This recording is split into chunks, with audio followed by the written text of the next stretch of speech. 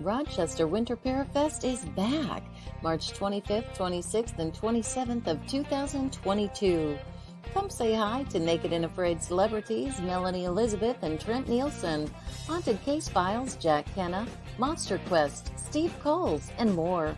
This event has it all: paranormal investigators, UFO researchers, Bigfoot researchers, and even photo opportunities for the kids with Buddy the Bigfoot. Oh, okay, adults too. Come on down and get a tattoo from Ink Master Tony DeVille. There are psychic gallery and individual readings, as well as radio personalities, authors, jewelry, makeup artists, and so much more. It's only $15 per person, and children under 10 are free. March 25th, 26th, and 27th of 2022. For more information, go to WLFE-DB.com. Yes, Winter Parafest is back. Valley Oak Event Center, Geneseo, New York, next to Denny's.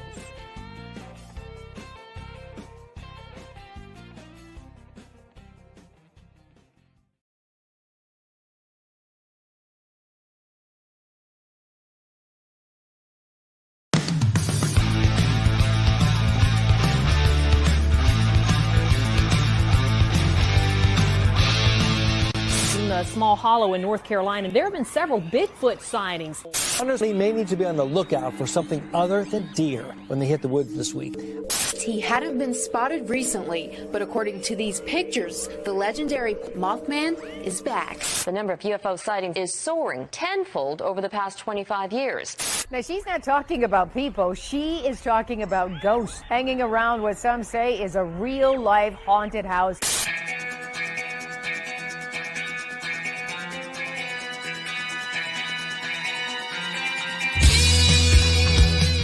You're listening to Paratalk Radio with Ted Wolf and Psychic Cindy on ParatalkRadio.com, a member of the WLFE digital broadcast family.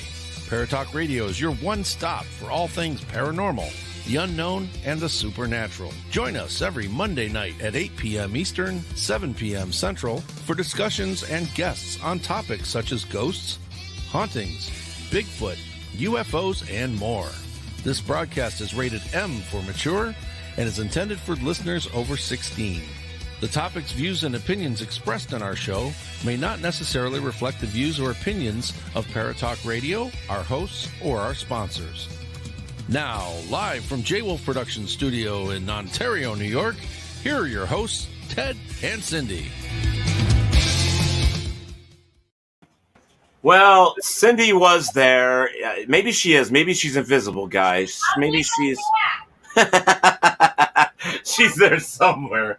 But anyways, you guys, welcome to another episode of Paratalk Radio. Can you believe we're at like 229, I think 229 shows or something like that now? I mean, we've been doing this for a little over 5 and like a quarter years. It's amazing. And networks come a long way and everything. But, you know, enough about that stuff. I want to say that we have had really hot weather. It sucks. Everybody's sticky and sweaty. Yeah, it's just stay away from everybody. You don't want to, no, don't do that. Anyways, we're going to be talking to a couple friends of ours. New Jersey ParaUnity. I mean, that's what tonight's all about. And we're really looking forward to chatting with them. And John and Chris, I mean, I don't know. I hear Cindy's beeper, her microwave. Of all things that I hear is a goddamn beeper for a microwave, right? Yeah, whatever.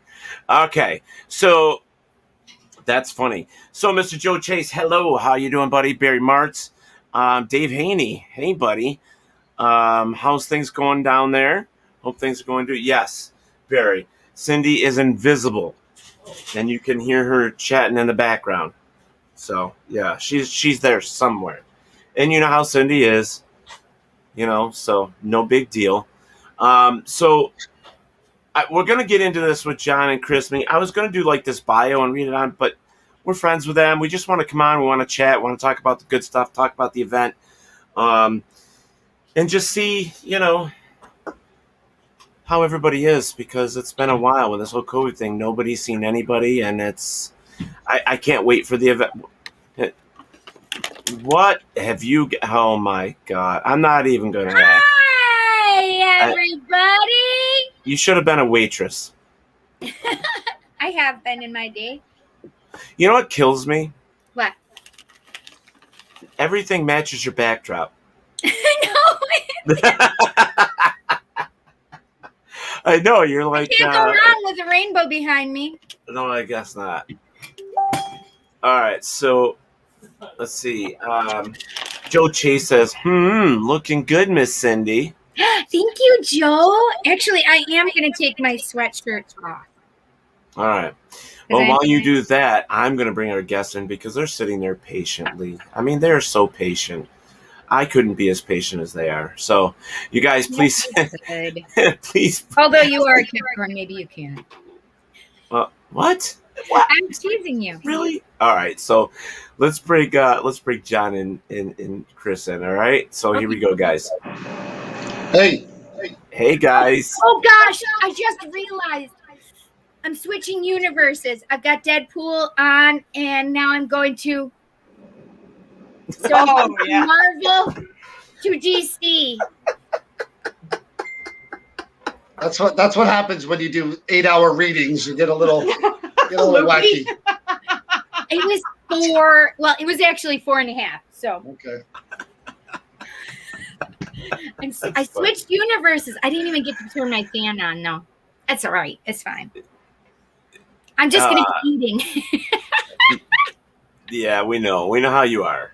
So yes, it's mukbang Paratalk Radio. We've gotten used to you eating. You know, according to a bunch of people, I should have fired you years ago. But I know it. You're just too cute. You're just too cute. I tell you, we got to get a better intro. That's the first time I've seen your intro there. We're just we do that countdown thing, that 30. Yes, he did a killer intro, didn't he? Yeah, I got to get a better. I like the adult talk thing and all that. Because, I'm like, wow, what are they doing on this show? John, all you need to do. Yeah. Very beginning of the show. All you need to do is come over to WLFE. We'll hook you up. I should do that. I mean, we do our little thing on New Jersey Paranormal a couple of times a week. Well, if you guys would send me something, I mean, this is what I've been doing. I don't know, 3 or 4 weeks now. I've been putting this up. Oh, cool! Oh, wow!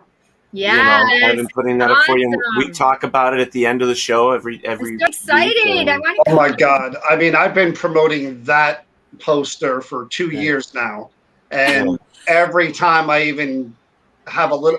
Like last year, it was kind of like we postponed it 2 times, and in my heart, I knew really neither one of those dates were going to hold. Right. So that's why we picked September, thinking let's just give ourselves the best chance and push it all the way back and cross our fingers and toes and everything else. And so far, we're a go, and we're pushing. Everybody's excited. Everybody's excited. I'm going to go so bad. Need to. I'm excited too, but you guys know, Ted, I mean, we're 2 years older, man. we're not kids, and after the last one, we were beat up and tired and hurting for a week. Now 2 years have gone by, and no, I think it's John's mission to make me a ghost. I really do. I do. I swear. Stop it. The idea of it, we love the idea of it. And again, people are telling us to looking forward to it. The pre-sales are amazing. And everybody's kind of like, we can't wait. And that clock is going so fast. And we're like, whoa, it's coming.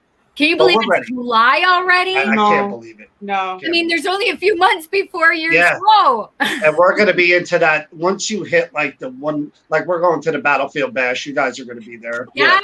Pam and Steve. So excited. We are. Once we hit, that's usually after ours, and we're able to sit back and enjoy and bask in the afterglow. Now it's going to be before, and we're going to be like, holy crap. We got a month. The anxiety is building. So yes. Oh my gosh. I do know that because I can feel it with Teddy when he does it. Oh yeah. You know exactly what that's like. I mean, again, you have after it's over and it feels good and you're like, okay, I can plan the next one. but that clock goes. It's not that it's you're just staring over. at it. It's that you survived it. Yeah. Right. Well, this is our 6th year, 6th or 7th year. It would have been 7th, I think, had we been able to do one this year. Yeah, this is 7th for us. Yeah. This, I think, would have been 6th. Yeah, because we started right around the same time you guys did. Yeah. So, Mhm. yeah. But I'm telling you, I can't. I've been like going. I just started a new job, so I'm like in between trying to do that, trying to get all my stuff put together, and then the other job. My last day was Friday, and then he just asked me to give him a few more days, so I'm going to be doing that with him. And just because I'm a super nice guy and don't know how to tell people no, that's unfortunately That's true. me. This guy right here. Oh, Cindy yells at me all the time. Well, I'll tell you a quick story about saying no. We're supposed to do a lecture at a Rotary Club luncheon in 2 days. Because the guy's like, we're gonna have Rotary Club members and we want to talk about the paranormal. Would you do it? And I'm like, sure. I'm like, I have no idea what a Rotary Club is or what they do. I'm gonna walk in there and do my material, and whatever happens, happens. But they could be like sticks in the mud. They could have no interest in it. I have no idea who I'm stepping in front of. But hey, whatever. It's for the experience, Right. That's exactly it.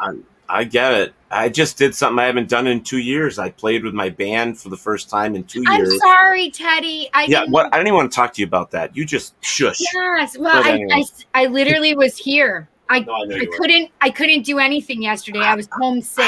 I figured it was something, but That was that 4 hours of talking, right? That actually happened later. but I couldn't do that. My daughter had to take my son. My daughter 4.5 hours of singing. 4.5 you did. hours of singing, Cindy. Yeah. Listen, and I'm the one who sounds like I was singing. Yeah, I sound fine. I sound fine. You do. But it was great, right? Wasn't it great doing it again? Oh my God! After 2 You years, missed it, haven't you, babe? we did it for Warsaw Fire Department. They do their carnival, and they've asked us back every single year, and we've told them no for the past 2 years, and we finally said, yeah, we'll do it. And we got up there. Like the first set was a little rusty. We're all laughing at each other so hard because we forgot this, we forgot that, and all that. But everybody's really hammered at the end of the night, so nobody remembers anything. I wouldn't have been. It all sounds good. It's really so. But Cindy, I sing. Gene, for 2 years, you guys probably sounded like vintage Eagles. By the end of the night. What was amazing about it is we do a lot of acoustic things, and we have 5-part harmony. We have a lot of really good stuff. Wow. And so we were the stuff that we just kind of like winged sounded fantastic. The stuff we've been playing for 21 years. Yeah. We just. It was like, what the hell did we do that for? We just laughed at ourselves. But you talk about getting back out there. We went, the Jersey Shore. We went a couple of weeks ago. Oh. It was packed, wall-to-wall people on the boardwalk. And at first, you get that kind of anxiety, like, right. Holy shit, what is this many people doing together? Oh my God, we better. Yeah. But then you see the kids smiling and the people having a good time, and you're like, oh my God, This is what normal looks like again. Thank God. And you don't know what to do when somebody walks by and they hit your shoulder, or you're like, oh my God, It was funny that here in New York, when they lifted the mask thing and that everybody could go and do what they were doing, I went to our local grocery store and everybody's still wearing their mask, and I go in with no mask, and people are like, where's your mask? I go, it was lifted this afternoon. They're like, oh, it was like freedom. It's like everybody was throwing them up in the freaking air. I got a better story for you. This is during the pandemic. I have a T-shirt that says "I hate people," and I'm wearing this T-shirt in the bagel store, right? And I go walking in, and social distance line, and everybody's looking at me, and I'm thinking, all because of a shirt, they're looking at me like I have two heads. And I went to scratch my beard, and I noticed I didn't have a mask on. And this was during the heart of the pandemic. They probably thought I was some kind of biological terrorist walking in there, right? Ready to take out the building, They looked at me like they wanted to kill me. They didn't want to say anything. Oh my God, I'm so sorry. And I took my mask out and put it on. Yes, my mom and I have both done it, and we just look at each other, not thinking about it, because we just got out of the car and we just like walk into Wegmans, our big grocery store. You might, I don't know if you we have them. And we walk in, and I'm like, why is everybody looking at me? That's why. Mom, I'll be right back. My godson is autistic. So, and you know, Cindy, little Wyatt. And it's like, so for like the past year, you know, he got used to wearing the mask. So today I took him to he likes this yogurt. It's like, it's a flavored yogurt, but it has those black Oreo cookies all crushed up that you put in it. And he looks at me when we get that out of the truck. He looks at me and he goes, "Mask or no mask?" Ah, that's cute. You don't know. I mean, really. I mean, it's either or in Jersey. But I think, I think they're going to come back with the whole Delta thing. I think we're going to start seeing you have to wear them indoors. And it's also up to the businesses. Sometimes you can go in, no problem, and a business owner can say, "Hey, we are still doing masks." We still have a sign up that says you're required to wear a mask. In fact, all of when we're working, the employees have to wear a mask. Yeah. I still wear a mask. I'm not inoculated. Well, yeah, you're not inoculated. I am. I am. Yeah, we got it in February, like right when you first started doing it. We were lucky. Yeah. Well, I had to with my parents. And look, I don't have a hump on my back, or I haven't grown a third eye. I mean, I'm completely okay. Well, I have something. I have my third eye. You just can't see that it's open. So you're looking forward to the Parafest, right? I mean, oh my God, we're just even a little longer for you to get back into the game, but by then you should be totally fine. Yeah, we just it's like everybody was bugging me, and I'm just like, are we going to do it? Are we going to do it? And then finally, I just said, you know what? Let's do it. Let's just put it out there. We got a year, you know what I mean?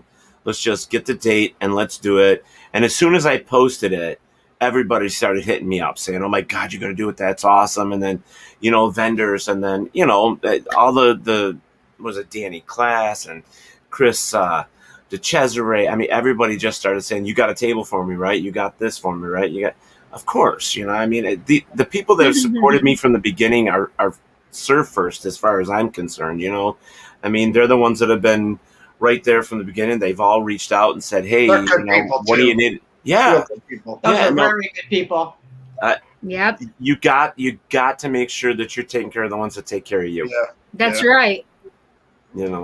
And so for Parafest, I mean, we hold, we have 52 vendors last year. Holy shoot, that's 52. A lot. Oh, I could say shit. I saw the adult warning. Yes, we can say shit. Yes. I just all of a sudden had George Carlin's seven dirty words. 7 words that you're not allowed to say. Yeah. I just had them running through my brain. I'm like, I better not do that. I'll freak Teddy out. Teddy will be mad.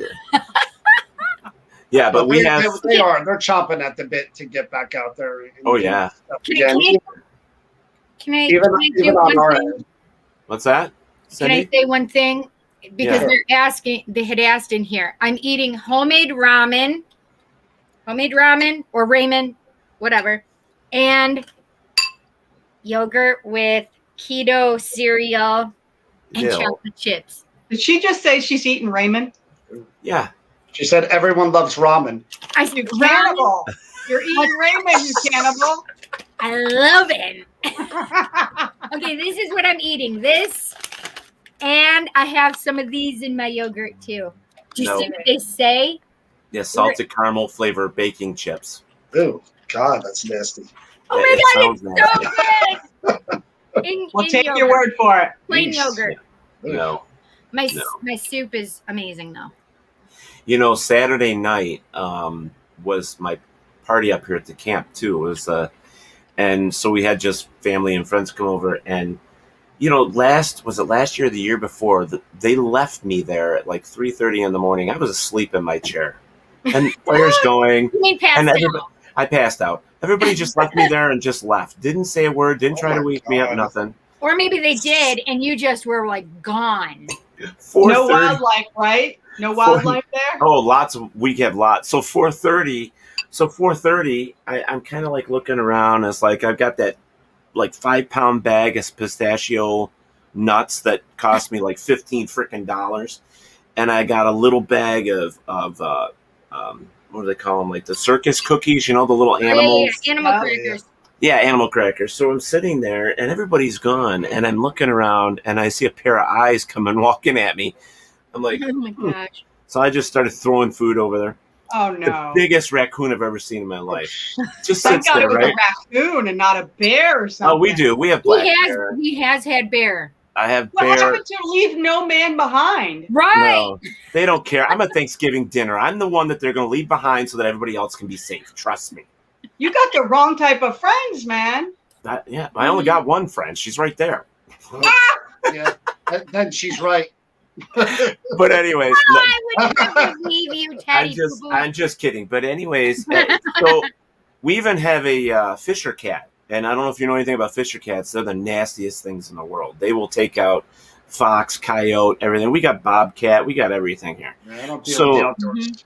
Yeah, I love it. I love it. So I ran out of the animal crackers. Hi, Jens. Animal crackers were gone. Kevin. Started giving him my pistachios. Then those ran out. And at that point, I just walked home. I was too drunk to drive. I looked at my truck, and the truck said, "You're not getting in here." Mm-hmm. Sounds fun. I'm very proud of you for walking. Thank God I only live 150 feet from my house. Yeah, I can't believe you even thought about driving. Why would you bring your truck? Still took me a half hour to get there. So funny. Oh my! I know I'm funny. Oh, Come on, I'm full of jokes. All right, what do we got here? I wonder if Gordon Ramsay has a belief in the paranormal. Wouldn't that be I interesting? don't know, but it would be funny because, Cindy's Mukbang Mondays on Paratalk Radio. Maybe we could do some like divine. I love Gordon Ramsay. I love that shit. I watch any except with the kids. He doesn't yell at the kids. That's why I don't watch the one with the kids show, the Master Chef. But I like the other shows. Although I don't like seeing him in his little, what is his that he wears when he did that hotel thing there. Oh, yeah. He was always showing himself in his little Speedos. Yeah. I could have done without that. He was walking around in Speedos. Oh yes. Oh Stop yes. it. On camera. Yes. Oh my gosh. Yes. This is like my Raymond. I don't know. My son will probably shank me if I say Raymond. Tomato, That's what I usually say. Right.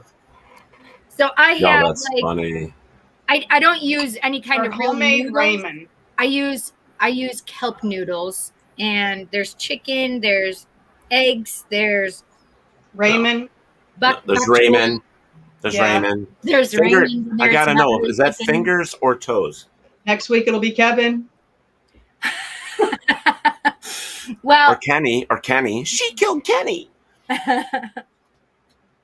Mm-hmm. Yep, exactly. So let's get into the ParaUnity event here. Let's talk about your guests coming here. I mean, we can. I tried reading them all off, but it's kind of I can't get it to blow up here. I would, but you guys have had some noted names right from the beginning. I mean, you guys have had some good people. Well, when we started, Ted, you weren't at the first one. I think we were. No, I wasn't at the first. We were in a town called Paterson, New Jersey, and we were in a big factory, an old factory. Oh, that's so cool! It was a really cool building, but we Brian Cano, he was the only quote unquote celebrity that we had there from TV. There were other people that were nice enough to come out, local paranormal groups and all that. And then the guy who in the building we did it, he didn't want to do it again. So I know the mayor of Woodbridge. I went to him and we talked about it and we brought it to Woodbridge, and we've been able to grow the lineup year after year and make it bigger and bigger. And next year we're talking 2 days. We're thinking of this. Yay! I'm so happy. That would be like 2022, 2 days. We're going to tie the whole kind of theme. Let's go back to what I said earlier. He's trying to kill me. Hi, James. Okay. So kill me. we're looking to grow it and make it bigger, and it's always about keeping it affordable. That's what I love about it. I know there's other Paracons out there and they do a great job, and they're in amazing locations, or they're in casinos and all. We're in a high school in New Jersey, but we try to give people as much as we can for as little as possible as far as what the cost is. Mhm. And that's the goal. We always wanted to make it affordable to kind of, snub our nose at the big corporations and the casinos because, I'm a big, I don't know if you guys who Pearl Jam is. Pearl Jam was going against Ticketmaster. I love Pearl Jam, and I'm that kind of guy. I don't believe in the big corporate entity thing. I wanted this to be kind of grassroots. Exactly. Involved. All the money goes to the Woodbridge Charity Fund, and we just try to give it so that everyone can come to this thing and meet all the people on that list. I love what you guys do because I mean, for me, for the first year that I went, it was totally different than even our event. I mean, you obviously don't have as many vendors as we do because that's the one thing that we tag on is vendors because we try to draw that. You know what I mean? That's what we're trying to draw we just don't have the space for it. But we've had to get I don't know. I mean, you were talking about the one place you went and then you moved to a new building. We've moved 3 times. Yeah. And it was all because of the fact is that the first place we were at, it was just too dark. No matter what you did, it was just the too location dark. was amazing. Oh, it was. It was in that place, Henrietta, which is closer to Rochester. But no, the first one was at the Avon Inn. Oh, Avon Inn. Oh, yeah. It was an amazing, but it That was so dark and cramped. Yeah. It was. Yeah. And then we ended up to Nashville's, and then Nashville's was darker. Yeah, but the energy sucked balls too. Yeah, that was pretty bad. And then we ended up. The Comfort Inn said, "Hey, we've got a couple large rooms for you." So we actually started out with 2, and they gave us a 3rd room. So now we have 3 rooms. Nice. And and it seems to be working out for us, and everybody's excited, to come back. So we understand. Too. It's one of those things where, I would love to have you guys. I wouldn't even charge you. Just come up. I'll give you a table. We would love to do it. I mean, it's again, I want to get out to more of these types of things and see what the vibe is like everywhere else. And, like you said, Ted, sometimes you go and it's a totally different experience and you go, hey, that's kind of cool. Maybe I'll do that thing or you know what I mean? Yeah. Well, we normally end up with people laughing at each other and doing silly stuff. We had Chris DeCesare last year flopping around on the floor and then chasing Buddy the Bigfoot. He was chasing Buddy the Bigfoot around. And I think I was skateboarding on the the thing for the luggage. The carrier, luggage, yeah. In fact, Chris Sanders was using it for his stuff, and then somebody was laying on it like he was swimming. And and then we got Class and Chris that were doing that. Yeah, I think so. And then we got Trent Nielsen from Naked and Afraid. We got him dancing with the World Witches dance. So we actually videotaped that. That was hilarious. Awesome. It was hilarious. I think you brought up a good point, though. I mean, I know Chris. Chris is like one of the nicest people. Oh, he's such a kook. I love him. I want to keep him in my pocket. But it is important to fill your event with those type of people as well. Yeah. I mean, the celebrities are great and they draw people in, but you do, like you said, you want to create the right energy too. You just don't want it to be this. Exactly. Well, this year for us though, John, the only person that I can really I would consider. Normally we go with a Naked and Afraid crowd because the 3 that we use have had paranormal experiences. So that's why we use them as the draw. I like that show. I'll tell you, I watched that show. Yeah. So we use them, and then we use Danny Class, Chris DeCesare, Steve Culls, Jack Kenna. This year we actually have Jeremy Leonard. I mean, so, we don't have any really big names because we can't afford them. I mean, we just can't. I can't. And it's nothing against them. I understand they've been on TV. This is what they do and all that stuff. But when you're $5,000, $6,000, $7,000, $8,000, there's no way in hell I can do that. No way. We're raising money for our veterans, and that's where the money goes. So we don't, No, I get it. Believe me, I completely get it. And it's going to be worse next year because some of the shows that are still on and more popular, and those guys are going to want even more. And turn the fan around. Yeah, and now the new Ghost Hunter's coming back, but with Jason leading it again.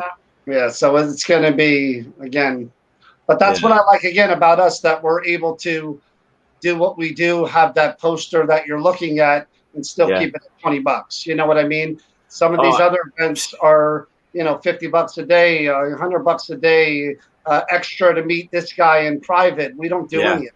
You pay your $20, you wait online, you can meet every single one of those people, Yeah. So let's go through these. So you got Jason Haas, which is the very first one to the left. Yeah. Well, for me, I think it's the same for everybody. It's my left too. Then, okay, so then you got Steve Gonzalez next to him. Gonzalez. I call him Gonzalez. The day that him and I were drunk in the one bar talking about AC/DC, that's what I called him, and it stuck. Amy Allen is right there, and then next to her is Dave Tango. And I'll tell you, between Cindy and I, we loved working with those three guys. We did. They were. That's right. I forgot that you guys were on Ghost Nation. Yep. Yeah. That was a good episode too. You didn't see me, but you could hear me. You could hear her. Yeah. I have a feeling that's the case a lot of the time. Yeah. She was invisible earlier. Yeah. Yeah, that's true. Yes, I was invisible earlier. You could hear me. It was a what is it called, Teddy? A disembodied voice.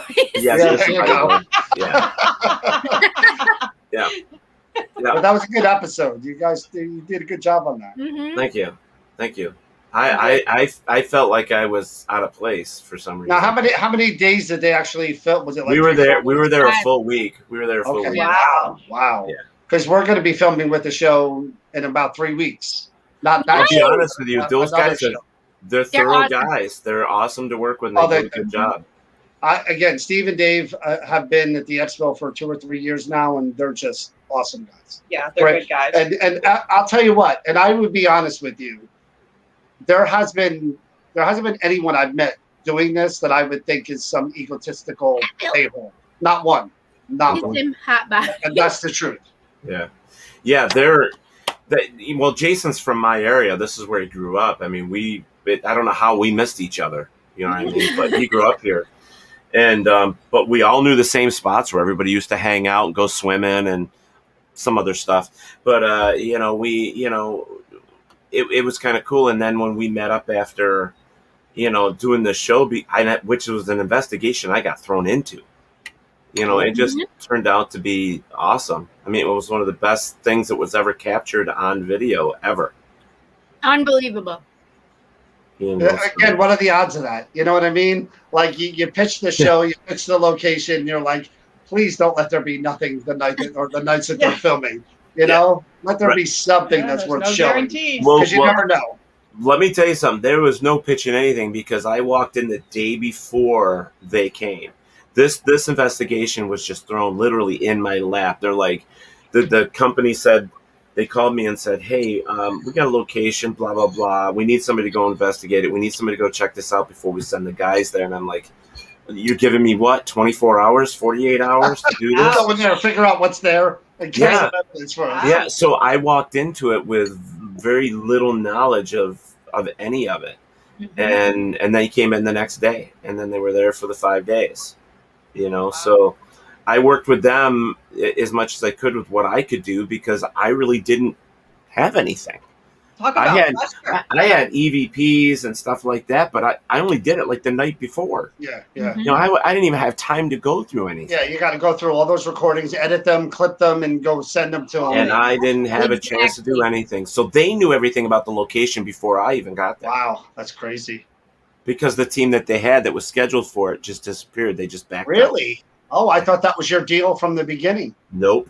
I'm 2 hours from there. It didn't show. You did a great job. It was natural. I agree. He did do a great He did a great job. I watched that episode, and there were at that time they were filming a lot of local stuff. They wanted, because of COVID, they wanted to stay within the tri-state. I guess they were doing a lot of Jersey episodes, a lot of New York stuff, and several people I know were featured in that span. It was you guys. It was South Jersey. We were 2019, I think, right, Teddy?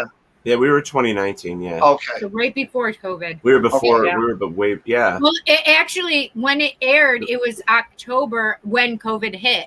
Yeah. Hit in China, but I know people that had it here Yeah. Didn't realize they had it. Yeah, because we didn't actually get the call of the whole thing in COVID until the time of the Parafest. That's when we actually started getting. That's when everything went boom. Yep, we So just. are you doing that as seen on Ghost Nation thing now? You put Me? that on your, you got a banner? On my Facebook page, it says Paranormal Survivor because I had a contract with Our House Media before I had a contract with anybody else. But then I had a falling out with them because I didn't like the way they portrayed things. And then this whole Ghost Nation thing, I think I just put on their Destination America and Travel channel. I might have put, I don't know.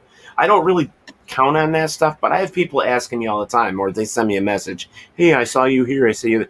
I get more people that talk to me about my books, though, to be honest with you. You know, they see, but that's the cool thing. Even, and this is a whole sidebar thing from when we do the interviews on our page. Mm-hmm. I almost interviewed somebody who appeared on one of their episodes that was from Jersey. This guy, I don't know if you saw the episode. He was writing a book, and he thought that because he was writing a book that was about a dark subject matter, that he kind of manifested something. I don't know if you saw that episode. But no, I didn't. I was supposed to interview him because I wanted to just get an idea behind the scenes, what it was like when they were there.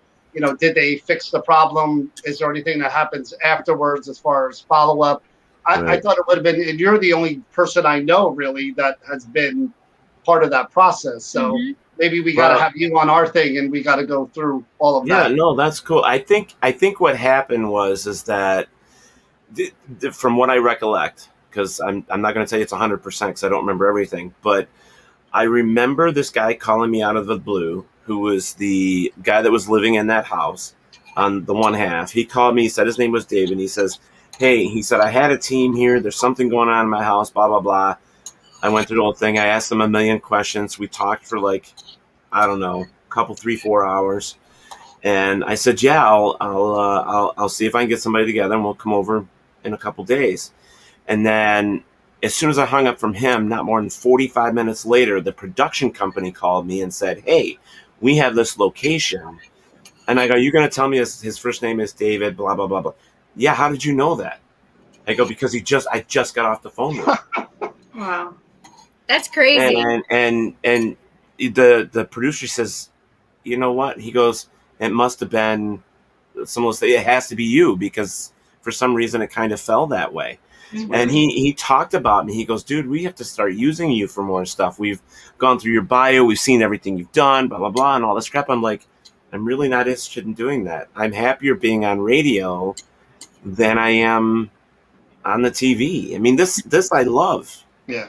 Yeah, it's not the same. I don't think people realize that out there in the world. We take this for granted, but when you're doing what we do and compared to TV, it's totally different. But he gets even in this part of it allows you to be so much more creative and free. Yeah, it does. You know, it really you talk to who you want to talk to. You have fun doing it. Mm-hmm. You know what I mean? I like doing it too. Since the pandemic, we've been doing it more and more often, and I have a ball, man. I have a ball. Well, go ahead, Cindy. A lot of fun on set. It was really great. Mm-hmm. It's just a different experience. Completely different. It's not bad or good. Right. This lends itself to your creativity because you can do what you want. You can interview how you want. On TV, it's a lot different. Right. Yeah, I mean, there's great experience too. It was a great experience. Oh, yeah. Teddy and I had a great time. Oh yeah, and everybody was so nice. Everybody was so welcoming. So amazing. Yeah. They were worried about you drinking. They were worried about you eating. They were worried about taking care of you. And the food was amazing. Their craft. Well, I'm hoping this show we're doing is as good as. Let me tell you this, John. Just don't get in the back of the truck and unplug their light. Okay, yeah, I'll try.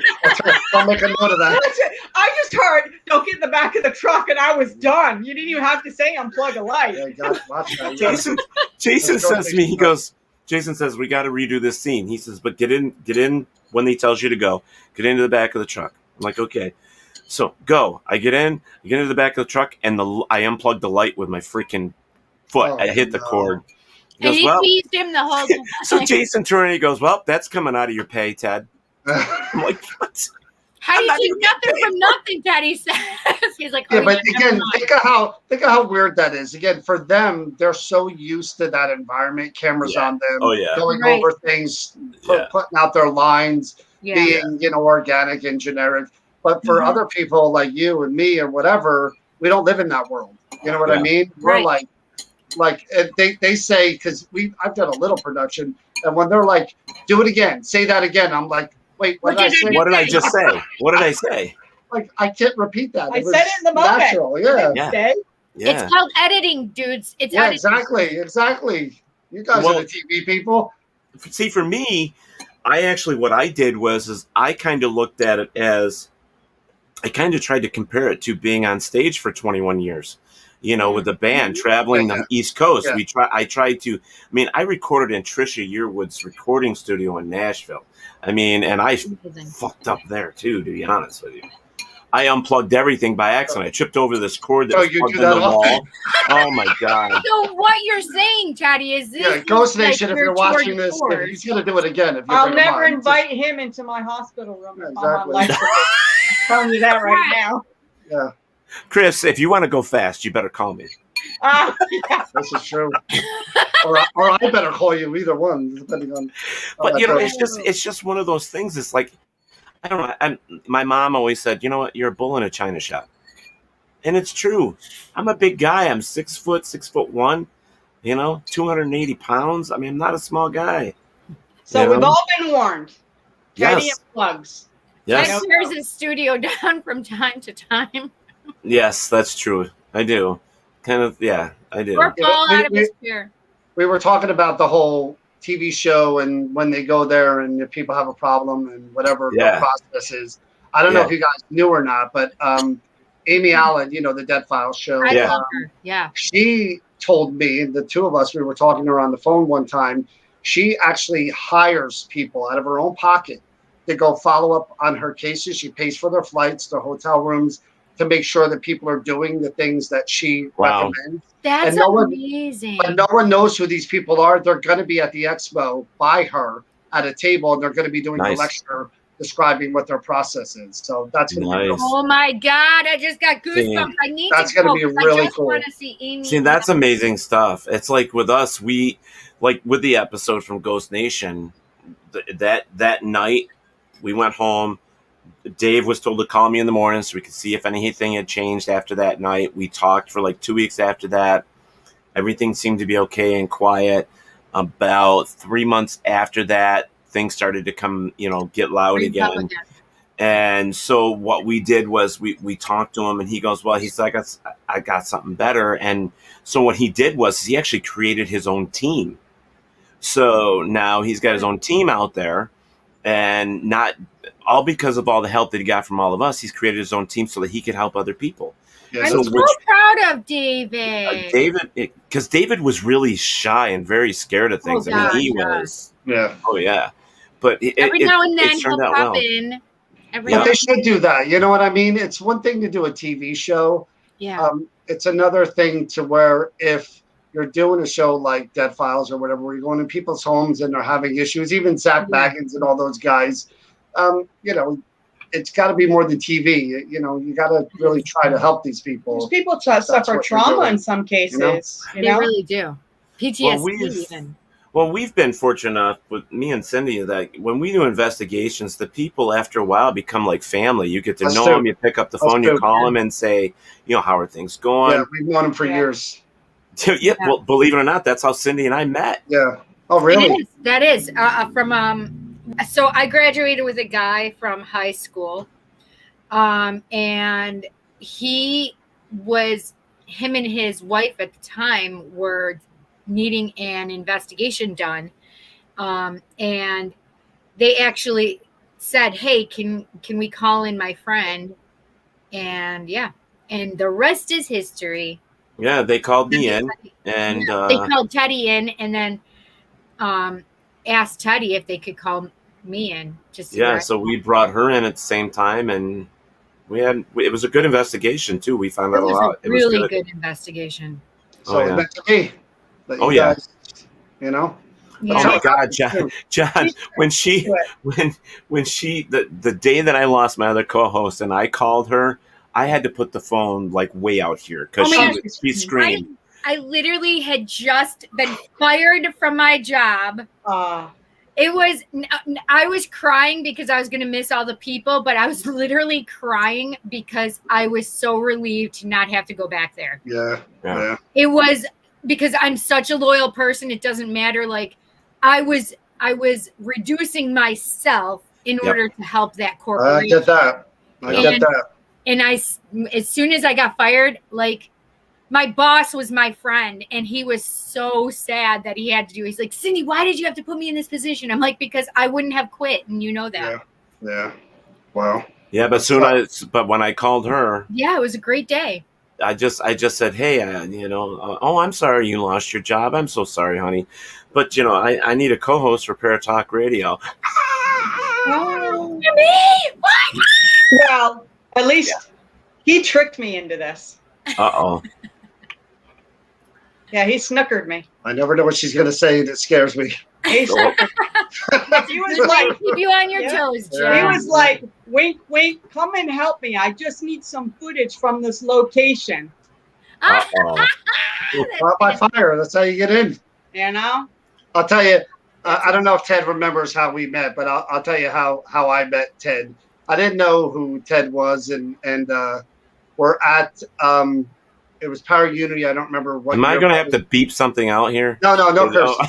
It was probably I don't care about the ago. curses. I'm just being as funny. It was probably 2-3 years ago, and I heard somebody talking behind me about doing a podcast at the expo and how they were going to interview all these celebrities and stuff. And Bob and Gina from Ghost Detectives, she was just like, I heard her talking to this person behind me, and I turned around and I looked at it was Ted, and I'm like, he's like, yeah, I'm going to set up my thing. And I said, look, I don't know you, and I'm not trying to offend you. I said, but those celebrities are there for the people that are coming to the event. Mm-hmm. Every minute they're there to meet people. Right. You and nobody else is going to be doing a podcast and taking the time of it. And I didn't mean it to be rude, and I'm sure I came off that way, but I was just trying to explain that, look, I'm not taking any time away from the people that are there. And Ted was. I just wouldn't do that. They're but paying. I just totally understood. That's why I asked. No, you did. And you were really cool about it. And that's how I came to like you when we talked afterwards. And then we met again in Gettysburg. Oh, he likes me. No, but at first I was like, who the hell is this guy saying he's going to interview people? But here's the thing, just for an insight, John had been getting hammered much by all these podcasts telling me what they're going to do. That were like, they weren't like you were, Ted. Ted was being obnoxious. They were yelling at John. They were calling John names. And they're telling me, dictating to me what they were going to do, and I was like, what? Yeah. See, for us though, I mean, this is the way it's always been. I've got one of those.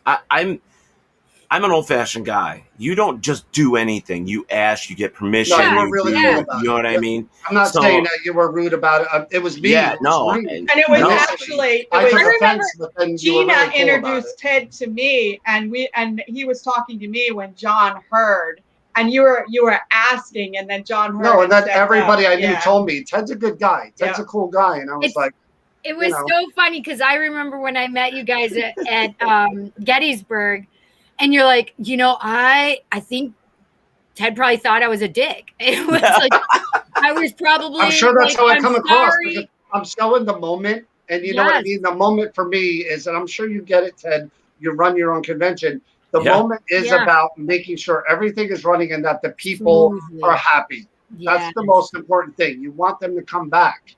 And I'm not sacrificing that for somebody's own, No, and you know what? But I'm with you 100%. I mean, I was just, I'm like, maybe I'll talk to him. Maybe he'll let me do it. I mean, I had my little thing. I'm just like, but that's all I was looking at. I mean, if you told me no, then you told me no, and you did. So I was good. I still went. I stood in line. I did. I did. No, you were really, really cool about it. I wanted to be there.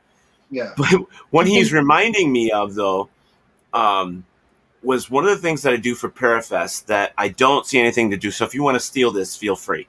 So what I do is like, you're so frustrated. You're like you run around like a chicken with your head cut off. You're stressed. Mhm. Everybody's hitting you with questions. Then you just, because there's times where I look at them, I go, holy shit, man, I'm in the middle of a conversation and you're rude. You can't just give me a moment. You just come in here and start tat.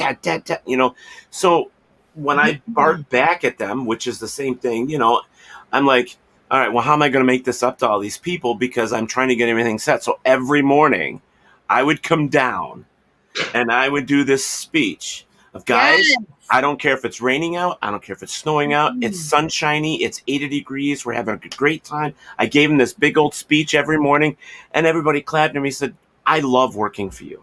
Every single one of them could have said, I love working for you. Now you hear him? You need to get up every morning and make a speech to me. I'm not stealing that. He should make up for all that. My speech is, you don't have to like me, but you will work for me. You better at least cook her breakfast. I try. The people that are at the convention, even the vendors, they say to me the whole entire day, why aren't you smiling? People are having a good time. This is good. A lot of people are here. Yeah. I'm like, I'll smile when it's done. I'm so locked in and just, I'm worried about the vendors. I'm worried about the people on the line. I'm worried about the celebrities. I'm worried about I'm going to tell you something though, John. I was the same way. And then I sat back and I said, you know what? These people know what they're doing. I can depend on them to sell their own shit. I don't have to hold their hands. The people know, everybody knows what their job is. So breathe, Ted. Just take a big deep breath. Just relax. Yeah, well, there's a little bit of an edge difference too, is that we've had and people have been offended by this, and it's not meant to. It's just that between 11 and 6, the people are paying are the ones that have access to the celebrities. You may be friends with them. You may be good friends with them. You don't belong behind their tables when they're interrupting when they're greeting the paying people. And I would offend. And John will tell you, I say things always in a nice way, always in a respectful way. But if I gotta repeat myself 2 to 3 times after I've asked you not to do it, niceness goes out the window. You're just gone. We're done. She always says things in a nice way. I mean, she really does. She's always. Not to him. For years, I was accused of being, what is the actual word? I don't have empathy with people when I give them my answers. I don't know how to tell them in a nice way. Couth, maybe? Couth, that's what it was. Yeah, Steve used to say to me all the time, Ted, you have no couth. Don't talk to anybody. Let me do it. Wait, who said that to you? Stevie, my guitar player, before he died of cancer. He used to say that all the time. Yeah. He goes, do not talk to them. Let me talk to them. He goes, you don't know how to let them down. Because we had to fire a guy. And I said, yeah, I'm just going to walk up to him, tell him he's fired, and pack his shit and leave. He goes, no, I'll do it. And I'm like, don't burn that bridge that bad. Yeah. So I learned that you don't burn bridges. You don't shut doors. You always leave them a crack. You always have to be. It is. You have to be. And then business. I mean, I'm taking care of 3 businesses right now. That's my new job. And it's like, I have to stop and remember, you know what? I have to hire all new staff. I have to do all this. I have to do that. I don't want to piss somebody off in the first, day or 2. 5 minutes. Wait a couple days and then piss them off. Let's be honest, though. There's that.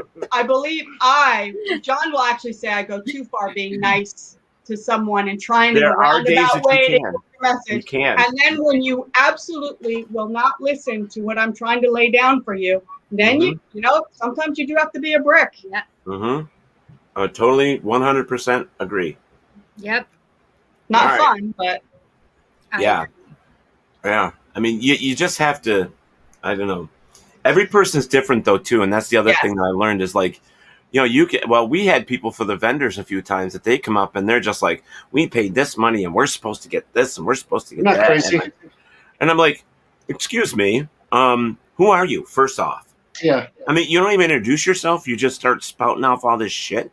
I had someone like that. You probably would know him. I'd tell you off the air, but you'd know this guy if I told you his name. Oh, probably. He came up to me, put his arm around me. I didn't know who he was, big guy.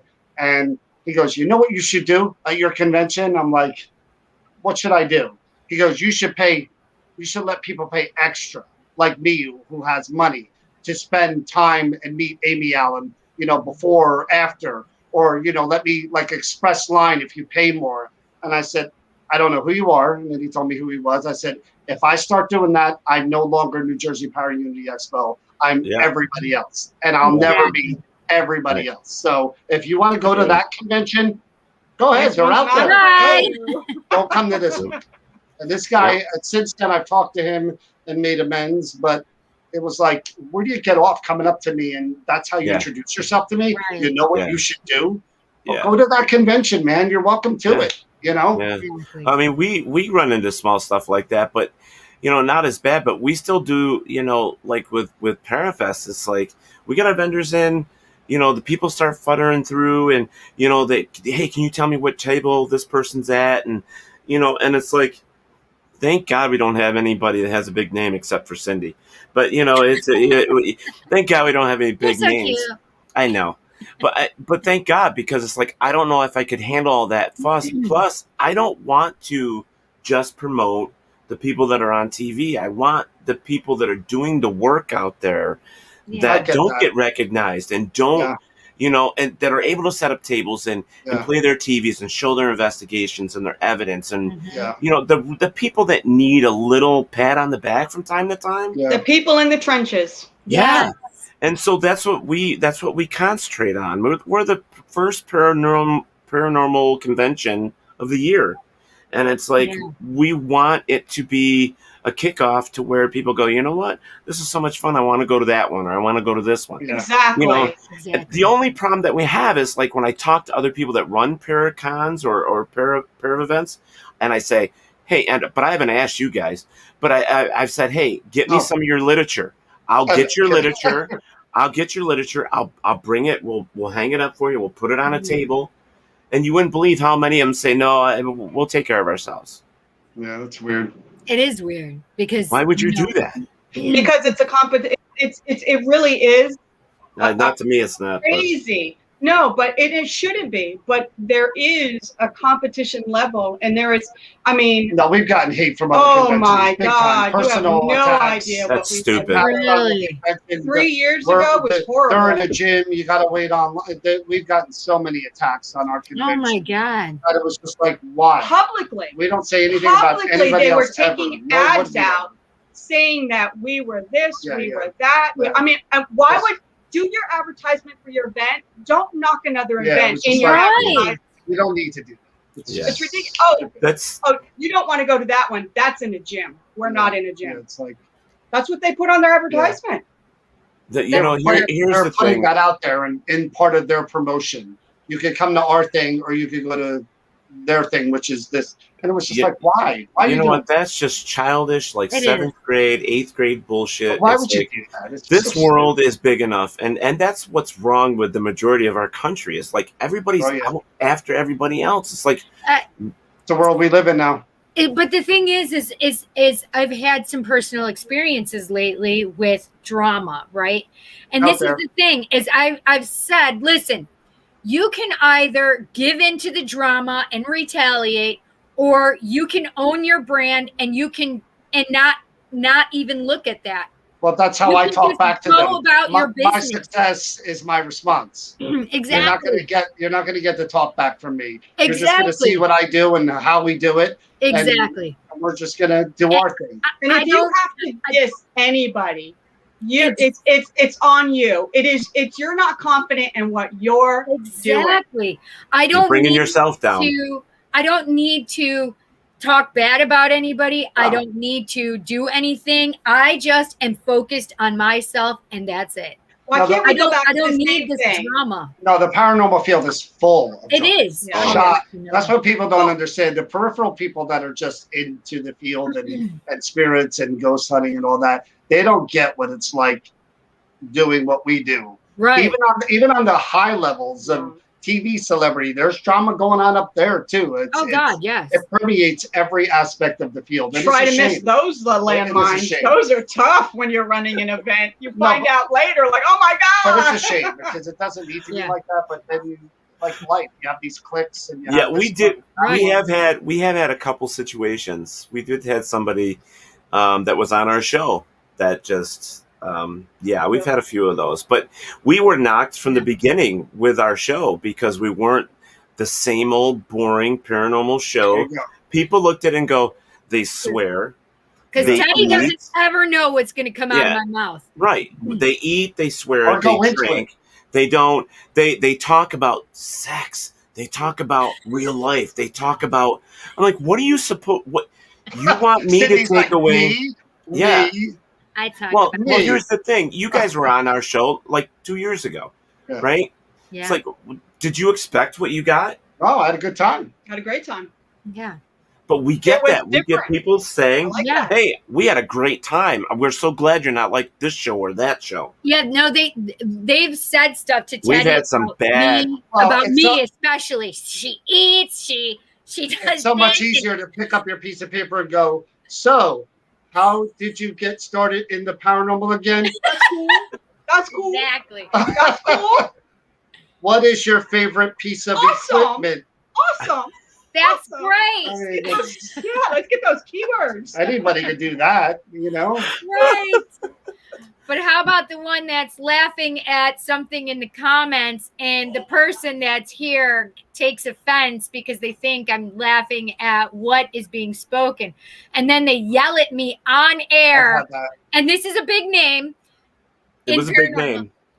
And yells at me in person and Oh, nice. then proceeds to leave the show. Just And left. I'm like, holy fuck, what just happened? Get out of here. During the middle of the thing, they Yeah. just... Oh, Yeah, don't and then I got- seriously. Oh, you should be re-airing that like every... And Oh, I really? got message after Oh my message god! after Everybody in the message. chat, all of our people, they're like, Oh, I'd be "Fuck re-airing you!" that like once a week. I'd have it at a best of reel. Oh, please. Oh my that one God. too. That's Yeah, hysterical. it's like I can't. It's Not- but I not- got to I me don't know tonight. how you work with her. She's rude. She's this. She's that. I don't know how you do I this. was laughing at my friend. I'll Did never they come not back. see the beginning of your show, the warning? Yeah, Right. well, we didn't have that We though. didn't I have think. that then. That was But- after that That's show why. they Okay. created that. Yeah. Are we not adults? There's the thing that Well, no, we did, Somebody's Teddy. sensitive. You did have it on there, but it wasn't. No, it was It just wasn't rated set up R. like It said that. it said Yeah. rated M for mature. I think that's It what it is. said. Okay. Yeah. It said rated But M for a mature. conversation is always better than an interview. I mean, They know who you're interviews talking are- about, Cindy. Oh yes, They of know who course, they know who does. you're You know, talking about. Yeah, This is- obviously I don't know who you're talking about. Can somebody I post a don't. name? No, we can tell you. no, we can tell you no, in back chat. no! Don't do that. Don't do Maybe- it, Robert. maybe Kidding, this- I'm kidding. maybe this person wasn't ready for adult talk. Maybe they Well, weren't no, grown so up yet. he was talking about suicide, Oh my and God. my friends Robert and I had a text message coming in, and they were just because the person on text message was watching as well and reading the comments and making me laugh and making everybody was interacting, and it was funny. However, he was talking about suicide.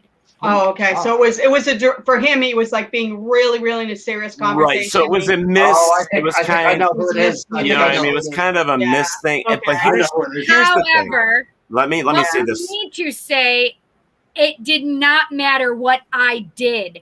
Right. I was always going to be a problem because I firmly believe that he has issues with women. And the reason I say that, because I was at Gettysburg and he treated me exactly the same way. Oh, I definitely know who it is now. And then he treated me like shit. It was okay that he did it. Teddy and I were supposed to do the interview together, and he got Teddy alone, and he's like, I can do it now. And Teddy's like, well, Cindy's not here. He's like, well, I can only do it now. And then I'm I'm gonna guess it was that buddy. It was that Buddy the Bigfoot. Right? That guy? No, I love Buddy the Bigfoot. I'm kidding. I know. You know, here's he the was not a thing. nice person. He seems like a guy who would talk about He's two suicide, different wearing that costume all the time. Oh my. Well, here's the thing that happened, and this is something that and I understand that this is the way it works in business, and but if you're asked to be interviewed on a show that you've never seen before, what should you do? Probably look You it should up. watch it. You should check out the show before Yeah, I you. should watch it. Yeah. But Apparently- I know. I think I know who you're talking about. Okay, And but that guy has apparently, been really, he's been nice to me. So I oh yeah, no, I'm not. We don't. Yeah. We don't talk. He will I- always be nice to you, John. However, he may not be nice to Chris. Okay. All I'm saying is that I've dealt with a lot of people who haven't been He's nice a to nice Chris. man. No. I've dealt with a lot of people in the field who have not been nice to Chris. That's why I love everybody. Even if they No, they I just screwed I don't me want to be over, caught I up. do. I mean, he has been good to me and nice to me. No, I John, don't know that's if you awesome. know, He's been John. great to me. So whatever. Right, he was But- always nice to you, Teddy. I know. Well, that's because I could probably eat him. I'm so big. You know. You're so Cannibalism again. Sorry. But even when somebody offends you or someone, always believe there's room for a conversation for Right. let's see I what agree. the miscommunication I was. literally I agree. apologized to him. I said, hey, listen, I'm sorry. I'm not talking. I was not laughing at your content. I'm sorry, but I have to take care of my people in the chat. We discuss, we look at, we bring it up, we talk about it. I said, however, I'm sorry that you feel that way. That's not the intention. I was focused on my people here in chat, and he was fuming pissed. That's a tough one. Yeah, it was. But I was over it. All right, so real quick, I gotta say this before it goes any further because there are a few people that He was I. slamming me. All right, so real quick because I didn't realize they were over here. Little bit, hello, little bit. Sorry that it seems like I'm ignoring you. We're in the middle of a conversation. I said hi to her. She was in the Okay, chat. Adam Briggs. Adam.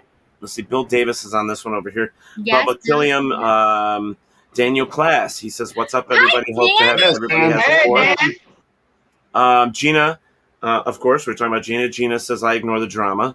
And Danny says, "Is this talk about drama or the amazing event in New Jersey?" Both. It all goes hand in hand. When you talk about New Jersey, you can't talk about drama. They go together. That's what we do. That's what we Tammy do. and Nick is on here. Pamela Berry from Gettysburg Ghost Exchange is here. So I just want to make sure that everybody. I'm sorry, I wasn't paying attention to that feed. I know. I didn't. I would like to. I wanted to just. I have 6 feeds going, so I couldn't. They're not coming over here like they're supposed to. Bill, you're from Jersey originally? I didn't know that. Yeah. People don't admit that usually. He's in Florida now. That's where I came from. To come here. Really? Who's on the Paranormal View shows? Wait, what do you mean?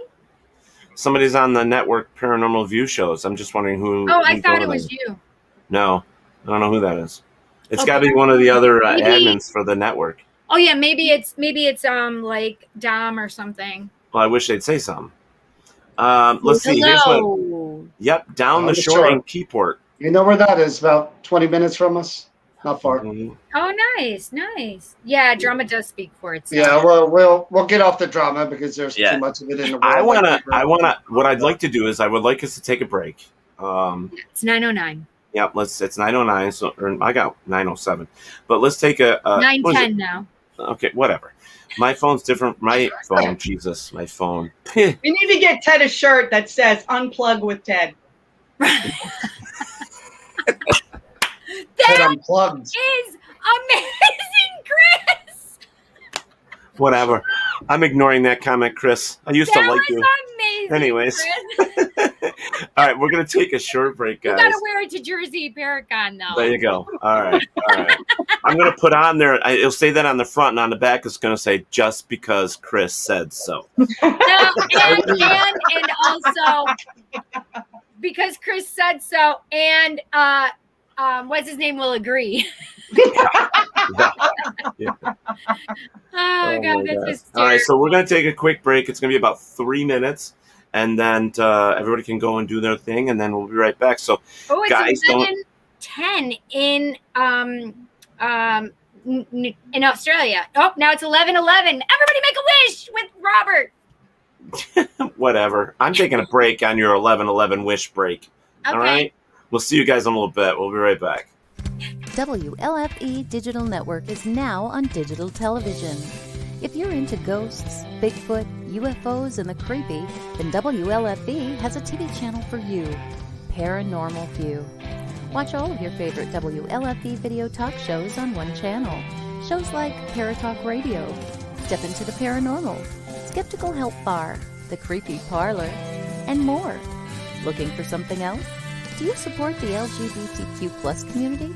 WLFE has brought all of their LGBTQ shows like Inside the Drag Closet, Everything Yet Nothing, Across the Pond, and Rainbow Soul all into one place. A new TV channel called LGBTQ Friends.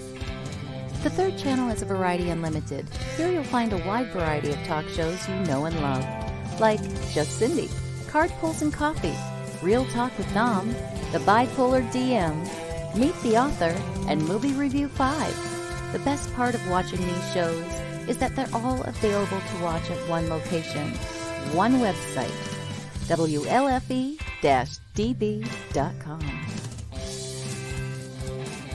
You are listening to WLFE-DBradio.com, where our shows are your shows. Listen to the WLFE-DB podcast, available on Spreaker, Spotify, and iHeartRadio. Check out shows like Paratalkradio, Inside the Drag Closet, and Step into the Paranormal. Now, on to your favorite podcast app. This is Dominic Santasero with Real Talk with Dom. You are listening to WLFE-DBradio.com, where our shows are your shows. Hey guys and dolls, this is Casey DeVille, the better half of DeVille Inc., Baltimore, Maryland. If you're ever in Baltimore, stop in and see me and Tony. Invisible Bree, 5920 Eastern Avenue, Baltimore, Maryland, 21224. Give us a call if you're in the area, 410-400-9641, or look us up on the web at DeVilleInc.com. DeVille Inc., where we specialize in you.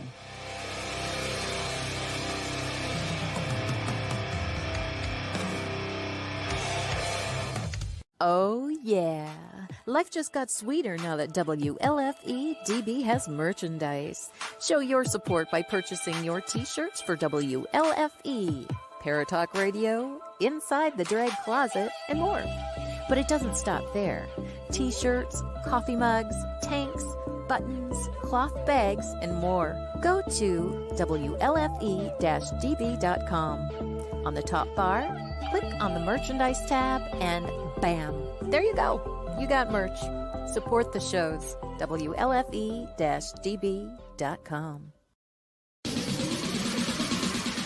You're listening to WLFE-DB Radio. Now, back to our program.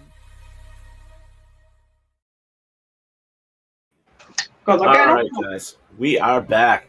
So, guys, if you've been here with us for the first hour of the show, we've been sitting here talking with John and Chris about New Jersey ParaUnity.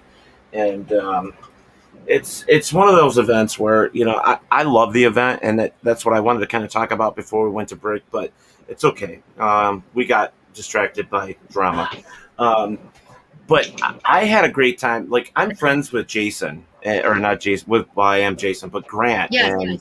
And so we had interviewed him, I think it was shortly after that, that we interviewed him on the show, and him and Chip Coffee. And it was just so good. The environment that you have, you know what? Yes, there are times where you're standing in a hot hallway to see your favorite paranormal star or whatever. But I'll tell you something. It's well worth it. It's fun. I mean, you come there for that purpose. You come there to see these people. Let's not bitch about it. Just go and have a good time. Spend some time with the vendors. Talk with those people. I mean, I was talking with John Zappis, and I was talking to the boys from Chris and Brannon. I was talking to them when I wasn't with Grant. I mean, it was fun. I had a great time. And it's definitely worth the $20 to go. I mean, people come to ours because, we don't have big names, but they still come and pay the $15. It's not like we're trying to make $1 million. It's all going for a good cause. Same with New Jersey Paranormal, or ParaUnity. It's the same deal. It's about supporting just charities, people that need the help. I mean, and that's what it's all about, guys. So if you get the opportunity to go, just go. Our thing, again, it's we have kids. Lots of people out there have kids. Lots of people out there, aren't making a fortune or have disposable, FU money. This event is for, and we've had a lot of kids come to our events where a mom can bring her 2 kids and still, go buy a trinket from the vendors. The lectures are all free. You could, right. That's the thing about our event is one day, and we're thinking of expanding beyond that. But we try to give you so much in that day. The lectures are all free, and the celebrities are all doing lectures, Q&As, or different subjects. You have all those people you could meet. So, your day is chock full from the minute you get in. You could meet this one, that one, and that one, then go watch a lecture or two, go out to the food trucks, get something to eat, come back in, meet that one, and that one, go take in another couple of lectures. And the day goes by fast, but there's so much to do in that day that, that's the idea behind it. And we couldn't afford to take our kids to do these big things. conventions. No, right. You paid to get in the door, $60 to get in somewhere, and then the VIP payout room to meet. And then the photo ops is another, and it's like, come on. And then investigation. There's an investigation at the end. Then you have to pay for that separately. And then you and then you're asking these people to pay hotel. You're asking people for flights, their trip. That adds up for a normal family. And that's what we were sitting down and we were discussing this and stuff. How do we make this so it's affordable? Yes. How do we do this? So as a single mom, I have to tell you that I love that you guys do that. Because I was a mom that, it was limited funds because it was just me. And it's great to know that there are people out there that are willing to think about single moms or the families or just more than just the bottom line. Well, and beyond that, it's anybody should be able to meet Jason Hawes, Chip Coffey, Amy Allen, anybody. You shouldn't have to, just the people that could afford $150, $200, whatever. Yeah. Anybody should be able to meet these people if they want. If you watch the shows, like I watch the shows, I'm not going to lie. I watch them. I want to meet all those people just like everybody else that wants to meet them. And they should be able to, and they shouldn't break your bank. And people leave there, and she'll tell you, I'm a stickler. I read all the comments the day after, and I'm sore, and I'm tired. And if there's one negative one in the 100 good ones, I go, shit, why did that person like it? That festers with him all year long. Wait, when is your birthday, John? November 14th. Oh, I can see that. He's a Sagittarius, isn't he? No, he's a Scorpio. Scorpio. I can totally see that. The one complaint we had 2019, and it was a valid one.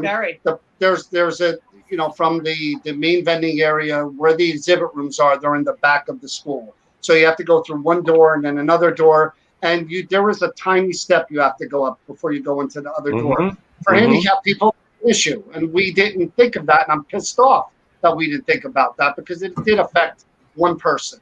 And I have handicapped people in my family, and I should have known better.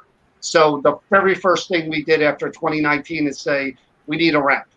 And we talked to the school and said, ramp here, ramp there, because that person in the wheelchair should have just as great a time as anybody else. Should have access to everything everybody else does, hands down. There should be no limitations for anybody. And I should know better. I have handicapped people in my family. I was ashamed when I saw that comment. Like, how did I miss that? And it pissed me off. That ruined. It didn't ruin the whole thing for me, but I looked at that and went, "Damn, that one person was affected because I was stupid." She is a wonderful person, and she's coming back, and she had a great time regardless. But it was a little rough. Amazing. The thing is we get so, when you are in such a mind and you have planned, and there's one little thing out of place in that whole macrocosm, you suddenly focus so intensely on that one thing that you just get down on yourself and you bust yourself apart, and you understand exactly how somebody else can feel when just one little thing. Yeah, I can't help it. You know what? But I'm going to tell you something. Cindy reads me like a book most times, and she knows that. She's talking about me right there, because I don't know how many times we have gotten so many negative comments about our show, And she goes, you know what? And I've taken this from her, and I've said it to a million people. It doesn't matter. It doesn't matter. It's none of your business what other people are saying about you. You're doing a good job. You can't make everybody happy. No. If 100 people are happy and one isn't, go ahead. Take what they have to say and see if you can fix it. If you can't, then don't worry about it. Right. Just do your best. If it's a valid point, like, I think like constructive, and that's where people are missing. Constructive criticism is important for growth. Criticism is not. Right. There's But a difference. Teddy is a lot like John in that respect, where he would just focus on that Beats him one up. thing and be like, I can't believe I didn't think about that. Okay, well, move on. You know about it now. It's been brought to light. Let's move on. We can. But we take it so for the personally. future. I know I do. I take it so personally. Me too. And it just kills me. It's like a bad taste in my mouth that I need to get out. And that's by doing because it you right put the your next heart time, and soul you into know? what you do. And that makes you a commendable individual. just like Exactly. No, she'll tell you when we do the public ghost hunts. You know, they'll go well. We've been doing great for 12 years now. We sell out a lot of events. People like them. Wait, what is it? What did you say? We do public ghost hunts, New Jersey Paranormal. Yeah, and we've been doing them forever. And you know, but if I don't feel, even though nobody complained about it, no one put things in the comment. If I don't feel like it was up to snuff that one night, I don't take people's money lightly. I never do, and I never will. And to think that we didn't, at least I didn't give them all of the effort that I should have for whatever reason, whether it was mechanical or whatever. I can't wait to get back out there for the next event too. An hour-long drive, hour and a half long drive going home. Yeah. This man going this and that. Now I had a great night. I was not great. That I stayed at work, and I'm just like, no, it was a good night. And I can't wait to get back out there to do it again and do it right and get that. You know, just me. I understand I didn't say I was normal. that. I just said it was just me. You know, they enjoyed it, John. No, they didn't. And I'm like, you're too in it. Yeah, but that's what drives me. Look, when 2019 was a great year. ParaUnity was amazing. Yeah. Probably the best one we've ever done. Not just in terms of attendance and reviews, also in the organization. People that worked with us in the township said, that was the best organized event that you guys have ever done. What did I do after that? I said, oh my God, how do we top this? We got to make it better. Because people have already seen that act. Now we've got to go here. There is no bar. You break through the bar and create another bar. There can't ever be a bar. You've got to keep recreating it. He wants to kill me. You get the picture here, right? I understand. I just got to clone a younger version of you. I got to figure that out. Go for it. Now, Scorpio, Virgo. This is why we work very well together. Yes, I can totally understand that. Yeah. This man's mind and his creativity and how far advanced ahead. He's always 20 steps ahead. And I'm just lagging behind. I can organize the shit out of what he wants. Right, exactly. I can do that. Tremendous. But I don't have the brain like he does where it's all coming in. It's so exhausting. I know it. I understand. And I'm a Capricorn.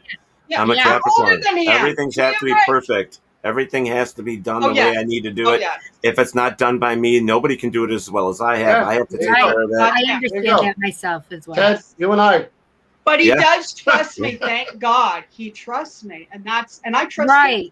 He's phenomenal. I mean, I would do anything for this guy. He's amazing. But you know, comes to that mind. ParaUnity, the day of. I mean, there's usually a line outside waiting for people to go in. But if you've come to it or if you haven't, we get through that line pretty quick and we get you in as quickly as we can. That's amazing. The lectures usually start a half hour after the event starts, and they're free. All lectures are free. With the exception of Chip Coffey does a gallery reading at the very end. It's a special event. Awesome. That's $50 per person because, again, it's a special event that's part of the expo. We have 3 exhibit rooms this year, which is really cool. The Traveling Museum of the Paranormal and Occult. Brian. No, Brian's not coming back this year. Oh, okay. So Dana and Greg Newkirk, they have haunted objects that they travel with. We have a cryptozoology museum that's going to come and fill up a room. And then I don't know if you know Ron Yakovecki. I don't know if I say his name right. You probably know him if you saw him. But Ron's doing a whole dead air experience, ITC demonstration room. That's so cool. And they're all free as well. What is it? Dead what? He calls it ITC. I can't remember what the name of it. Dead something experience. He uses shortwave radios and he uses spirit boxes and everything, and he demonstrates how they're used to communicate with spirits. So he's going to have a room where he's demonstrating this throughout the day to kind of, educate people and try to actually communicate with, spirits live. But these are all free. That's what I'm talking about. That's amazing. We charge you $20. You get to meet all of those people on the poster, and there's a lot of them. But then all of the lectures are free, and the exhibit rooms. You can go down the hall, check out those rooms. There's so much to do in that day. That's why people have a great time. And again, next year we're thinking about 2 days. Finally, maybe we're That's gonna awesome. see how that goes. Well, and I would love if there's ever any opportunity for Paratalk Radio or even just WLFE to come and set up a table, or the ParaFest, just to come and be a vendor, just to talk about our stuff with the ParaUnity and paranormal stuff.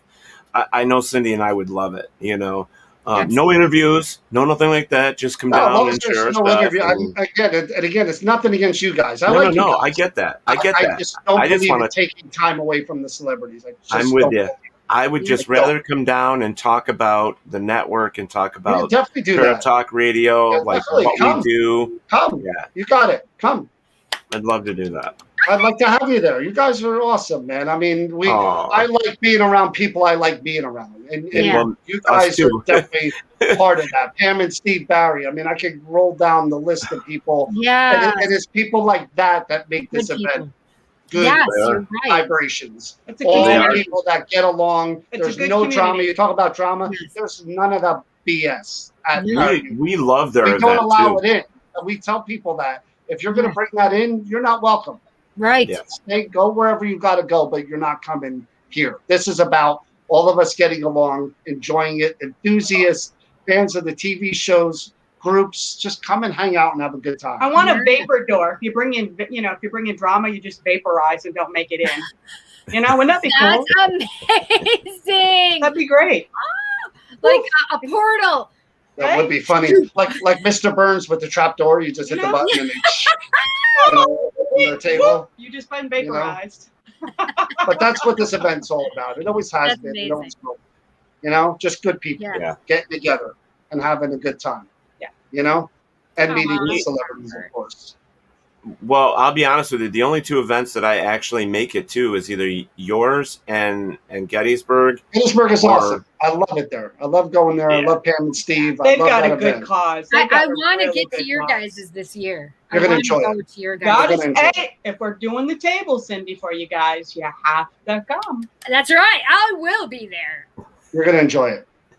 Yeah. Listen, it's so funny because let's see. It's June, I went on vacation. July, I'm going on vacation. August is Gettysburg, so going on vacation.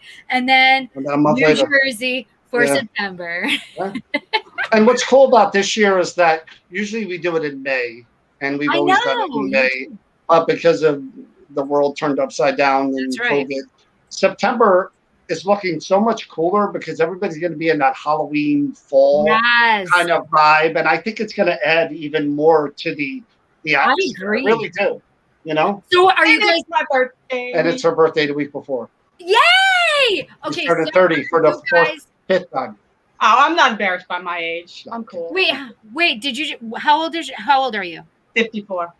I just She'll turned be 50 this year.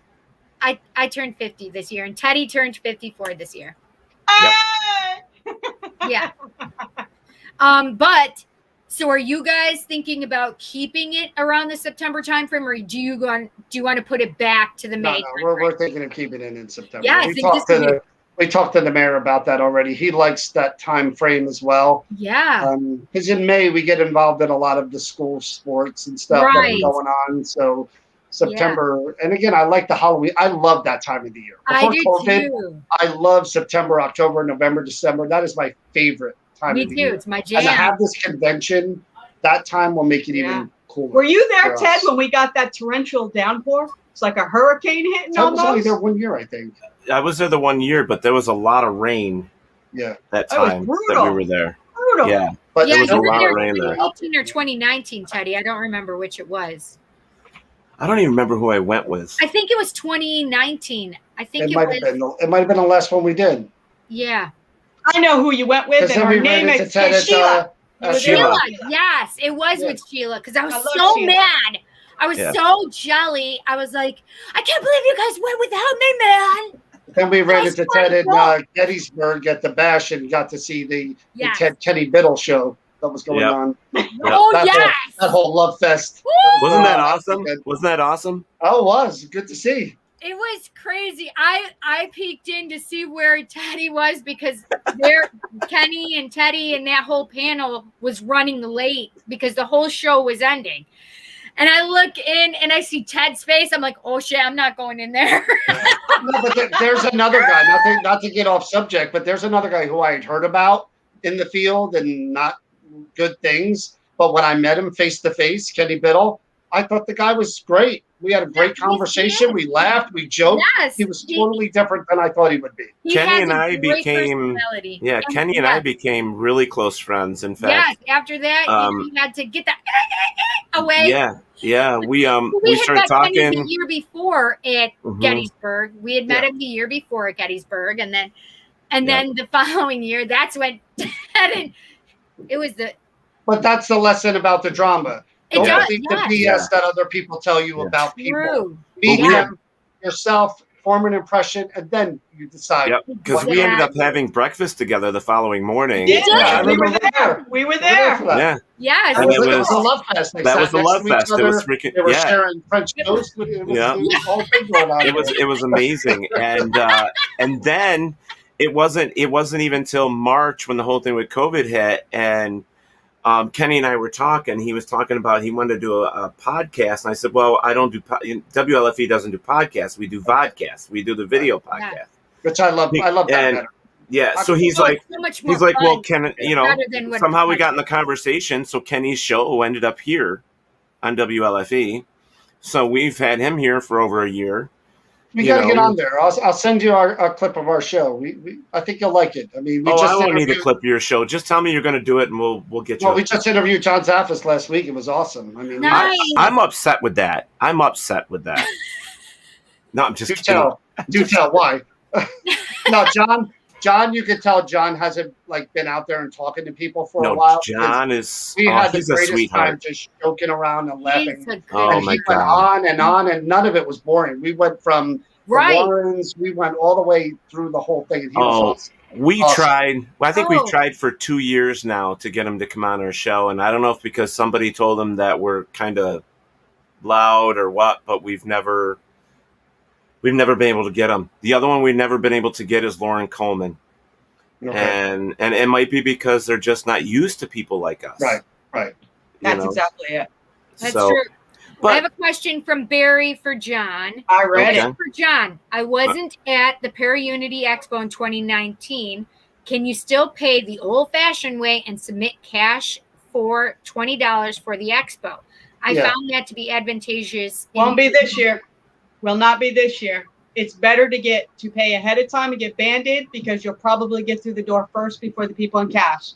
Because you'll have to wait this time for someone to take cash inside instead of outside. Now they can get in the door quicker if you pay before online.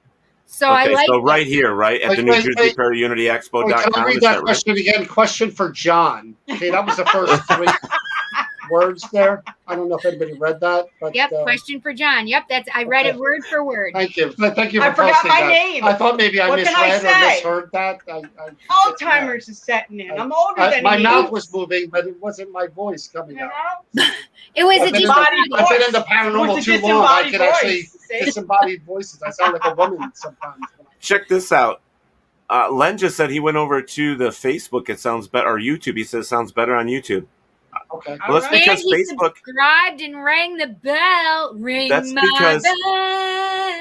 Well, I'll be honest with you. I've heard that a lot lately because Facebook has been having a lot of issues. A lot of issues. I am not on my podcast. My Tarot Tuesday is not on Facebook at all. Yeah, we're streaming on both now. I just started doing that last week.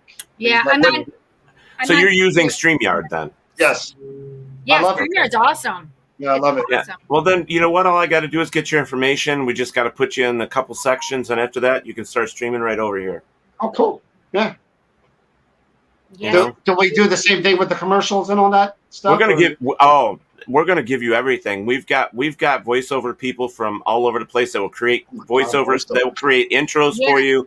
The commercials. We even make our own. So we've those of us that have vodcasts, we have done voiceover work for the other commercials. For the networks, yeah. It's really good. So you're able.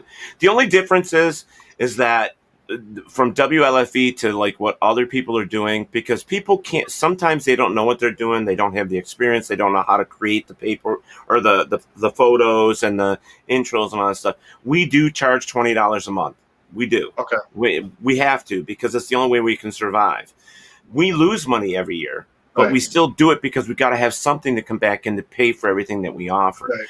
The thing is, and I'm not trying to make this about business, we'll just spend just a minute on here, but the reason is because we don't offer just Facebook as a vodcast and YouTube. You're also streaming to 5 or 6 or 8 other locations, as well as you're on Spotify, iHeartRadio, iTunes, Google Play.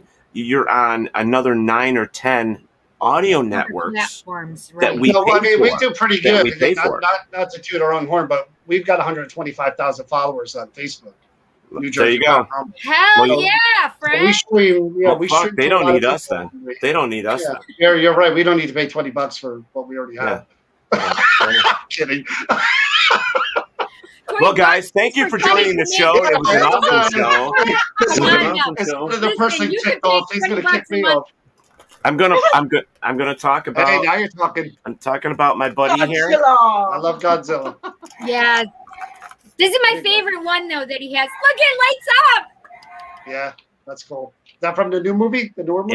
Yeah. Wait a minute. You're in sync there. You're not supposed to be in sync. No, Ted and I are simpatico, man. We think the same. He likes the same toys that I like. The movies, man. Your sound and the voices are not in sync.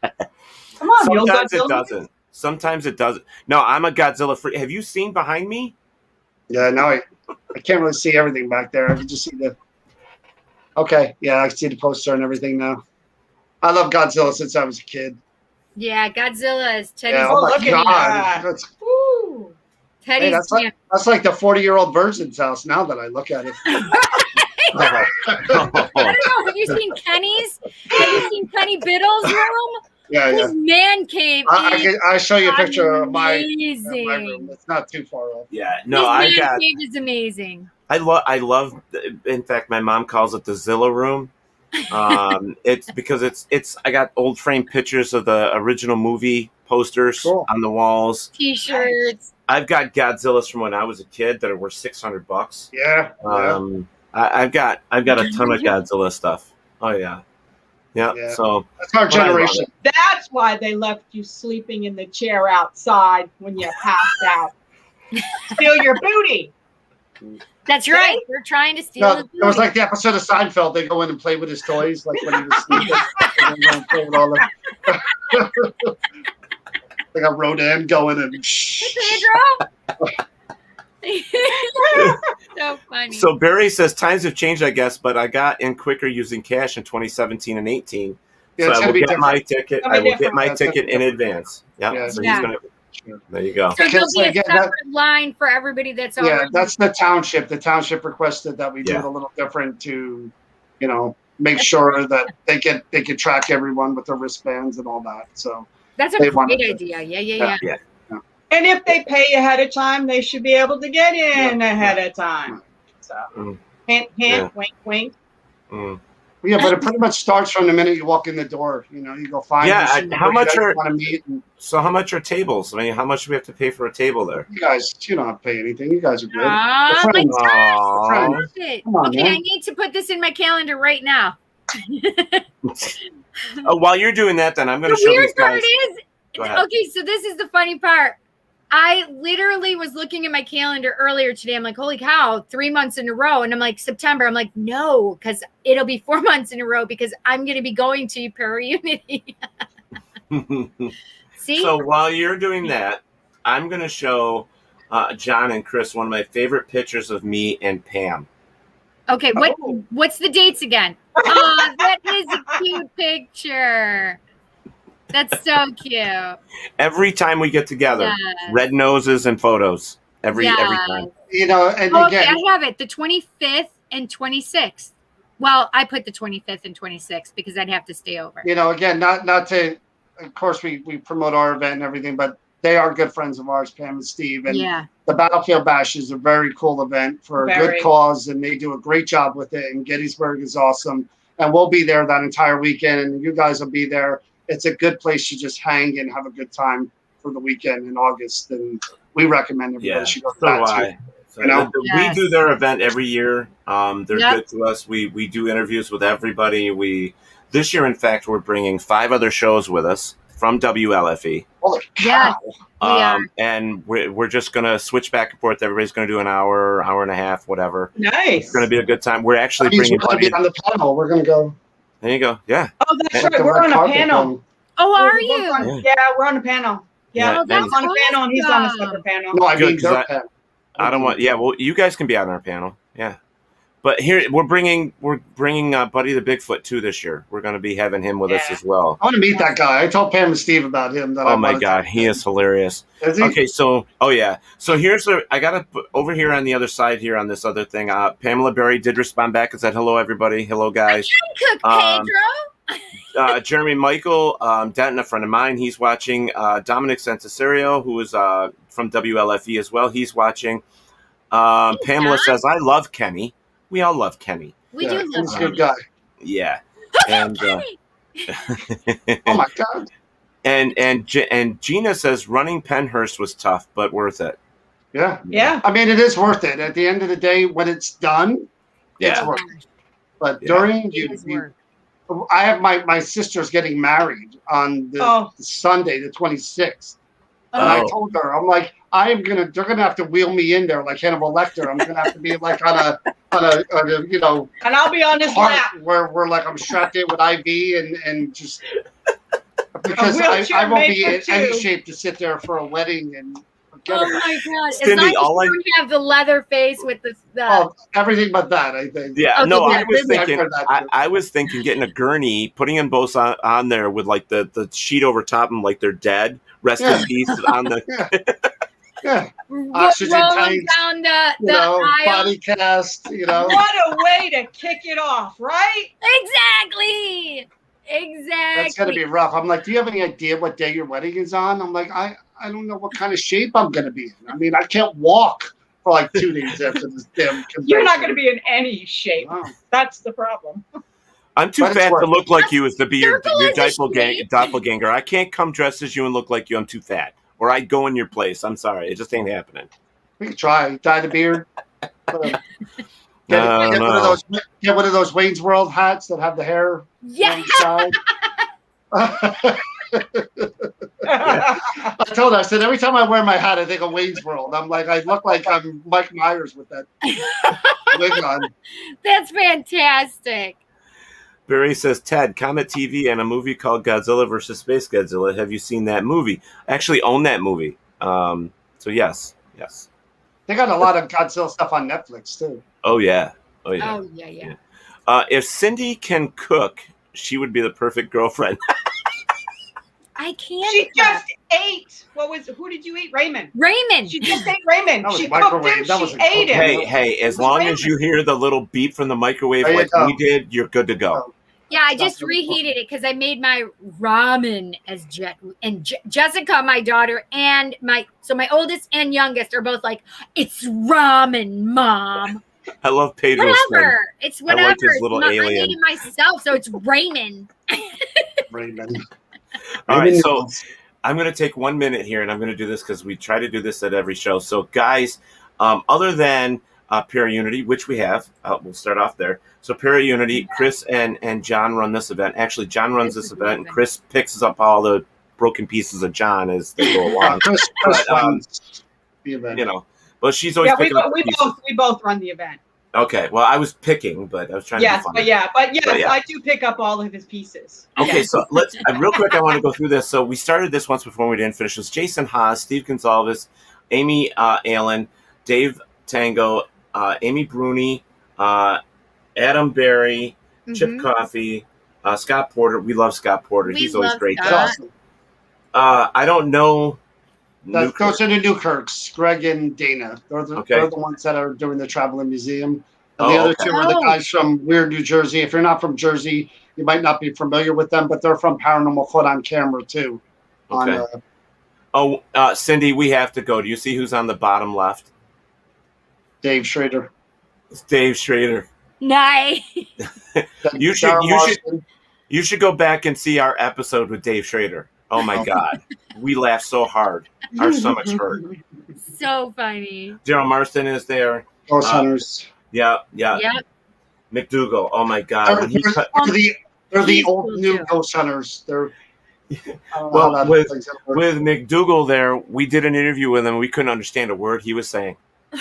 That Tennessee thick accent. Yeah. Oh yeah. Yeah. I'm like, dude, I don't want to be rude, but what the hell are you saying? They're the subtitles. Right. The subtitles didn't even. You know what that reminds me of? Did you ever see the movie Waterboy with Adam Sandler? How he's got that Cajun coach that they could never understand. Oh my God. All right, so we got to put this up there too. Is Mass Paracon, which is September 17th through the 19th. The weekend before yours. Yep, the weekend before. So Brian Cano, Sam, I can't even say his last name. I don't know how to say his last name either. But of course, our favorites are there, which is Jan Marie Yates. We love them to death. They're kind of like Perrin. They are, and Andrea Perring as well. She is, and John. And then, of course, our two best friends down there, these two, yes, James and freaking, Keith. oh my God, they make us laugh all the time. Yeah, all the time.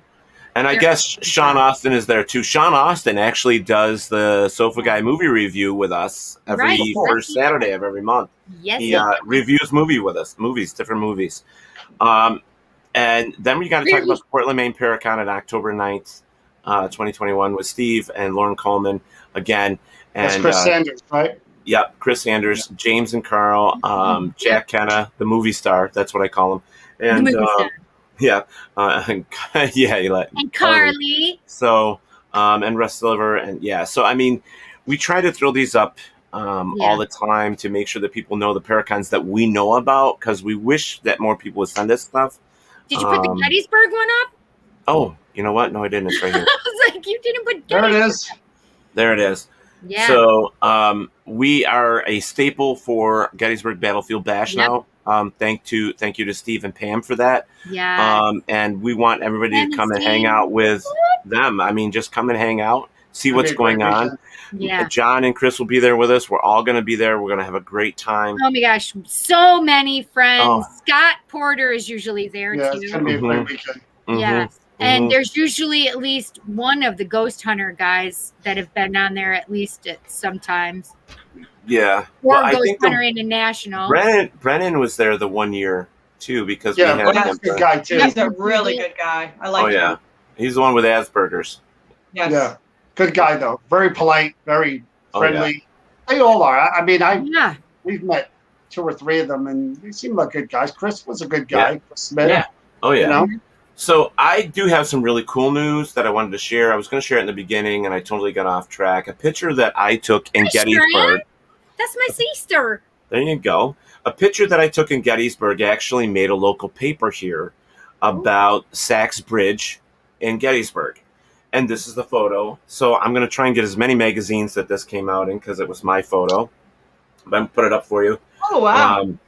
I thought the photo. Now they thought it was an apparition, and it wasn't. It was all shutter speed and all that stuff when the person came through. But they used it as a ghost photo, and so do I. I got a little upset about it, but at the same time, it was my photo, and I just thought it was cool that they used one of my photos. That's cool that they used it. But again, that's one of those we get. That's a good learning and teaching moment. Yes, like that. We get more pictures, and people are like, this was. Yeah. Well, I had to explain. Like I'm the lady, whoever, filming her cat walking by her bed, and then here comes the piece of dust or whatever going by, and you hear the lady, And then she goes, "What do you think this is?" So I'm like, A demon chasing your cat. seriously? Yeah, I really do feel like saying that.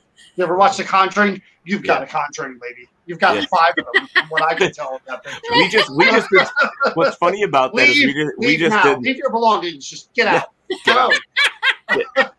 We just did the review on Sofa Guys for Conjuring 3.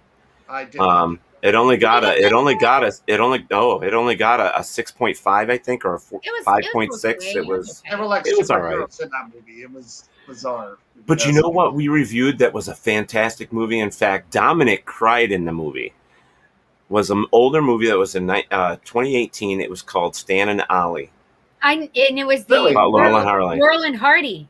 It's based on Laurel and Hardy. Behind the Seats, 2018.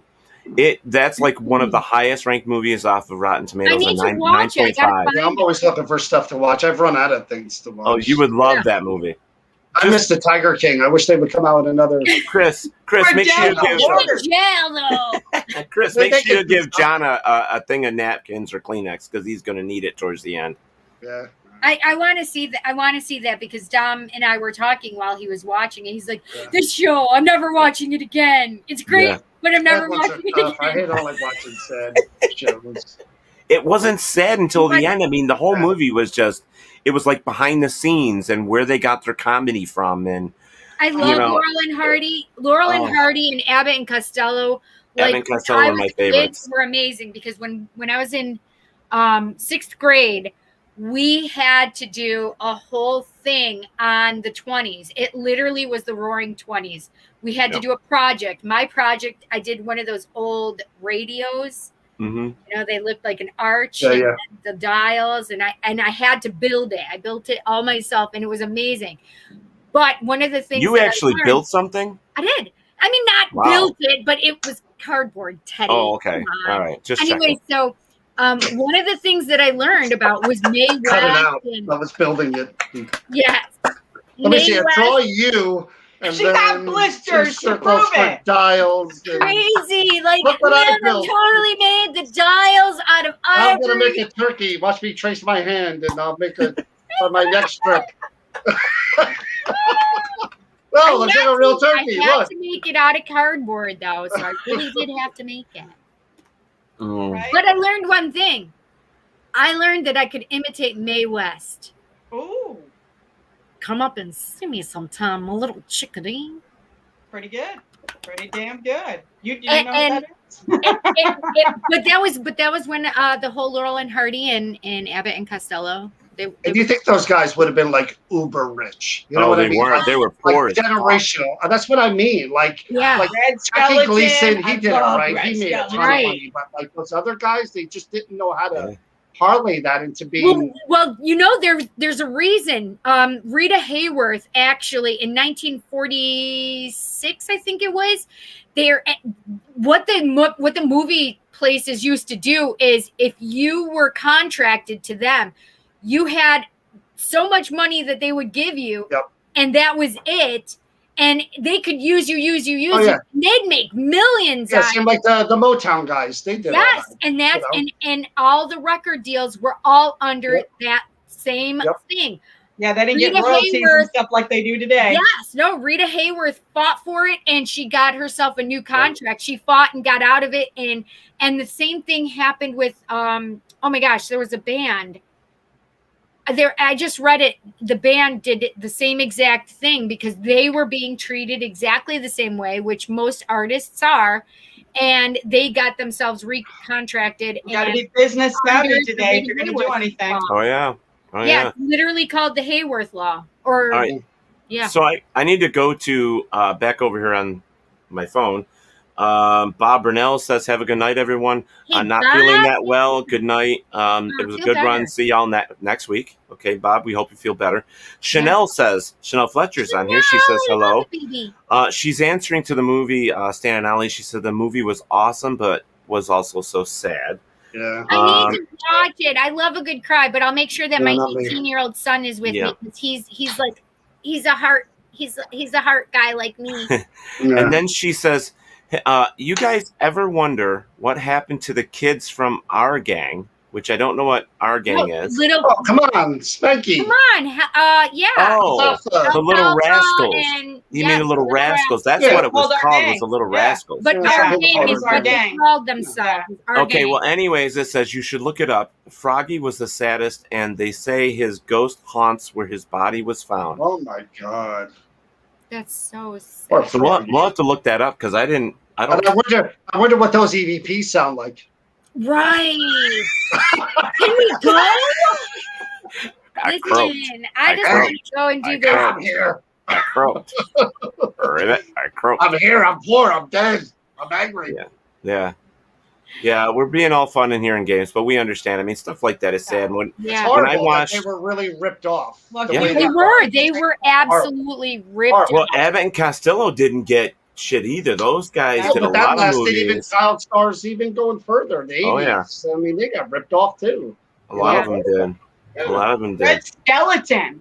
You want to Red talk Skeleton? about comedic, physical comedians that there were that started the whole thing for somebody like Jim Carrey and stuff to do what they do. Exactly. And he was dirt poor. Red Buttons was another one that he got. Yeah. Well, again, if they were around today, they'd be multi-millionaires. Right. Oh, but, yeah. but they would have had to all fight the studios. Studios under the Rita Hayworth law. But, you know, it's just funny how things change. You know what I mean? You really have to start, unless you're in that position of needing, you know, somebody to represent you or making sure that you're getting taken care of the right way. It's really tough. Yeah. See, I worked in the entertainment business for almost 30 years. I ran some locations. I'm a talent buyer. That's what I do. And so I was buying national acts. I got you. I was buying national acts and New York City acts for clubs that I worked for. So, I mean, they give you a rider and you have to supply them with 90% of what the rider says. So when you don't provide that, then other things happen. You know what I mean? So, but you get the silliest things when they say, you know, and we had one that said, we need 12 bags of peanut M&Ms. Yeah. We need 2 cases of Life Water. We need, I mean, all this stuff. I'm like, but isn't it cool being the guy that gets to all that stuff, though? Imagine that. Not just someone just said, what do you want? They're going to get Make sure there's oxygen in the room. We're good. Mm-hmm. Right. Yeah. I would think that'd be so cool. I thought some of it was just funny. We had one rider that said you needed to provide 2 girls. And I'm like, so we went and we got them 2 blow-up dolls. Nice. Well, hey, some would say they're better because they don't talk. I wouldn't say that, but some would. He did say that. No, he said I wouldn't say that. Right. But he did speak He it. did So say he it. did legitimately. He did Not say this it. guy. Some. That guy. You know what's funny? What holds He up in said it. court, believe it or not, is if you say, if I wasn't a good guy, I wouldn't tell you that you're a piece of shit. Right. Did you ever see the movie Talladega Nights with Oh my God. with all due respect? That's how you preface an insult. I With all am due a good respect. person, and I'll still tell you you're full of shit. Exactly. Chanel Fletcher just put on over here. She says, look at the Stooges. They were broke at the time of their deaths. Isn't that crazy? And that's the part crazy? that really frustrates me is Isn't that like crazy? how many of these people had to go bankrupt? They were paupers, you know, and they made everybody laugh. And yet their or shows have are fun still somewhere. or enjoy themselves, Yeah. right? Yeah, Isn't that crazy? It Somebody's is. still making money off of them. exactly. They are. Barry was talking about our episode with Dave Schrader was a tummy acher. Yes, Barry said that. That was great. Not a tummy tickler, a tummy acher, huh? Yeah. Oh my. Like, You know, you were literally your stomach was like. let me tell you that we tried to end the show 5 times. Oh yeah. Nope. And he kept coming back. Every time we'd go to click the end broadcast, he would come back on with a funny face or something weird like that. So every time, and then he'd come back and say, "What are you talking about?" And you know, stuff like. I mean, he was just hilarious the whole time. It was. I can't wait to meet him. I'm looking forward to meeting him. I heard He good things is about him. he is one of the nicest guys too. Yeah, I mean, that's what I heard. We've had some good people on this show, and then we've We had really some have. real Amazing people. But I law of averages, you know, you're not going to get all good. Yeah. No, and, Hey, and I'm we not had- saying that I we got- haven't I had gotta that bring- many bad. I gotta But bring there's a this couple up. in my list. I have to bring this up. we had a nobody come on our show. It randomly sent us a message, wanted to come on the show. We get him on the show, and not even 5 minutes in the show, Cindy's already pissed off at him. Cindy's already like, we need to get him the hell out of here.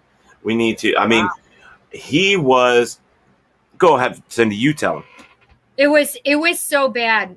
He was telling us that he had an attachment, and if you said anything, if anybody said anything bad about the attachment, or if it wasn't real, that harm would befall you. Oh my God. And he went on, and we could barely get a word in edgewise as he's like going on. And I finally said, okay. And his wife was in the chat. I said, okay, I've had about enough of this. I said, what makes me angry is that you would come on our show ethically thinking it's okay when you know or believe that somebody could get hurt if they didn't believe what you're saying. You're basically daring them to. Mm-hmm. I said, how dare you do that? I ripped him up, and his wife was pissed. His wife was pissed. And everybody, of course, in the chat had my back. There you go. Don't make me go all voodoo on you. I love it. Yes, exactly. I was so mad. Like, how dare you come in here and He did. anybody that listens to us, or me, how dare you put me or Teddy in harm's way? Like, that's just not ethical. And he was talking about all these people that had been harmed because they didn't believe it. And that's called manipulation. Well, exactly. Mm-hmm. You know, that ruins things for me because my next subject was my attachment. So I'll just. Was it on with Velcro or super glue? Tell us, John, that your Velcro. attachment harm everybody. Okay. I just want to make sure it was Velcro. It's easier to get rid of if it's Velcro. You know, again, in this field, you guys know as well as we do. It's fringe, man. You're going to meet all kinds, and we have met all kinds. But you know what? At the end of the day, John, we love our show. The people that come back to support our show, that and we've had to block things. We've had to put ourselves in a position to where certain type of people couldn't come to our show. Yep. I mean, because we've had some really shitty people. Listen, but at the same a lot time, of people don't like that I eat, that I say fuck, that I will tell people which way the wind blows. Just as long as it's not gas, I'm okay. Exactly. Yeah. It's sometimes you just have to be able to take the hits. Yeah. As well as we had compliments, right? We had 2 people that canceled on us because they found out that I was gay. Yeah, that's ridiculous. Yeah. Come on. Again, but you don't want those people on anyway. Exactly. I don't understand why anything starts with that, because I don't have to go around and announce what my preference is. Right. Why does anybody have to? I don't understand that. I don't understand that. Why? I said it a million times. A million times I have said the labels have to go. It's Chris, it's John, it's Cindy, it's Ted. But that's what matters. We went through years of the world being that way and really made things ugly. Really ugly. We need to get away from that and just, We sure do. After a pandemic, if you can't appreciate life and realize, every day's a gift and we're lucky to be here, then there's something wrong with you, man. You missed it. You missed it. We have had this conversation, John and I. During the pandemic, it seemed to be that everybody was able to go on social media and put more negative because the negative was coming out more and more and more. And that's what people were getting set in.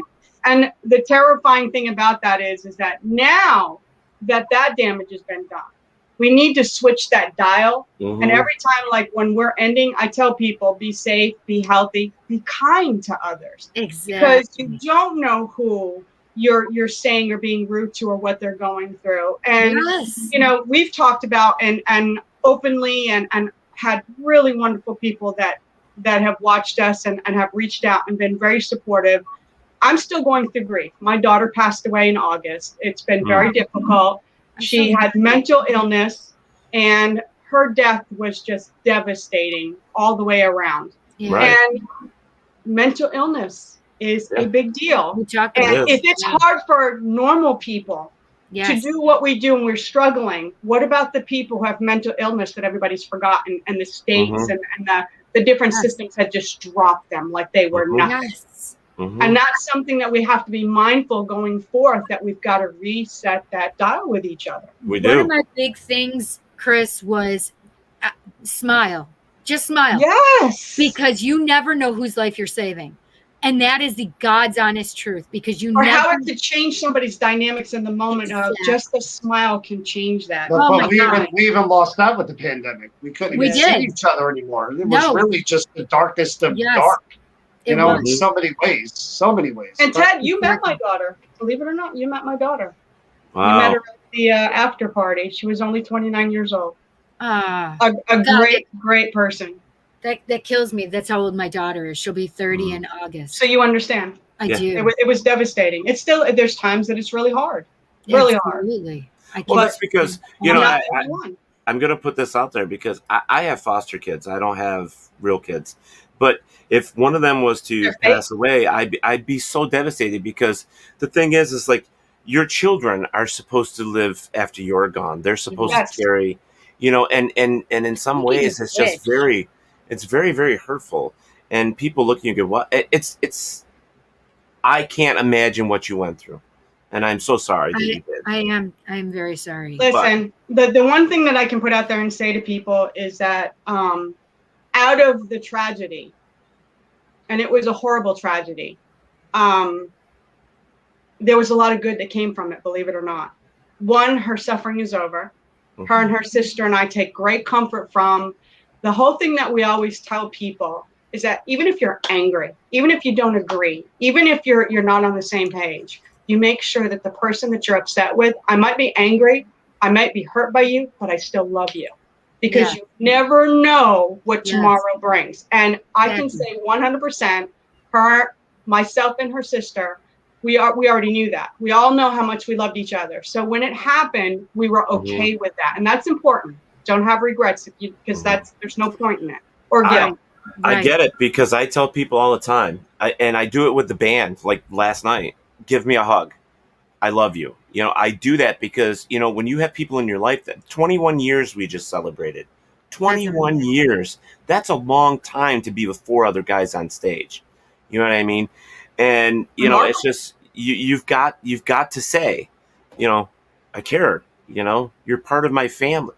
You know, it's just one of those things. I just saw what Barry went through. Did you see that?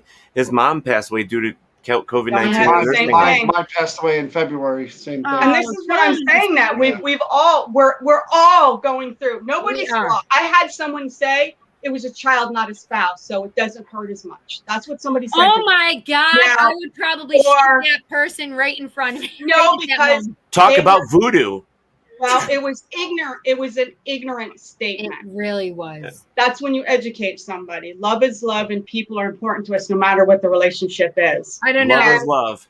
Love is love. It is. I don't know. There might be a little bit more for my child. Well, I had someone else who I grew inside my womb, who I then bore and pushed out, and then I had to explain the world to them through, you know, through all those years.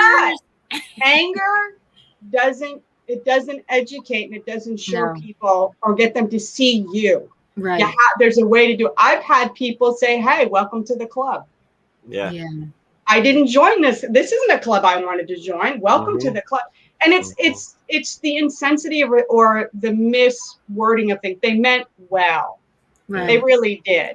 It's just that they were a little bit confused where their message was coming from. Hey, I got 2 parents, one that's 82, one that's 77. They both have dementia. One has Parkinson's.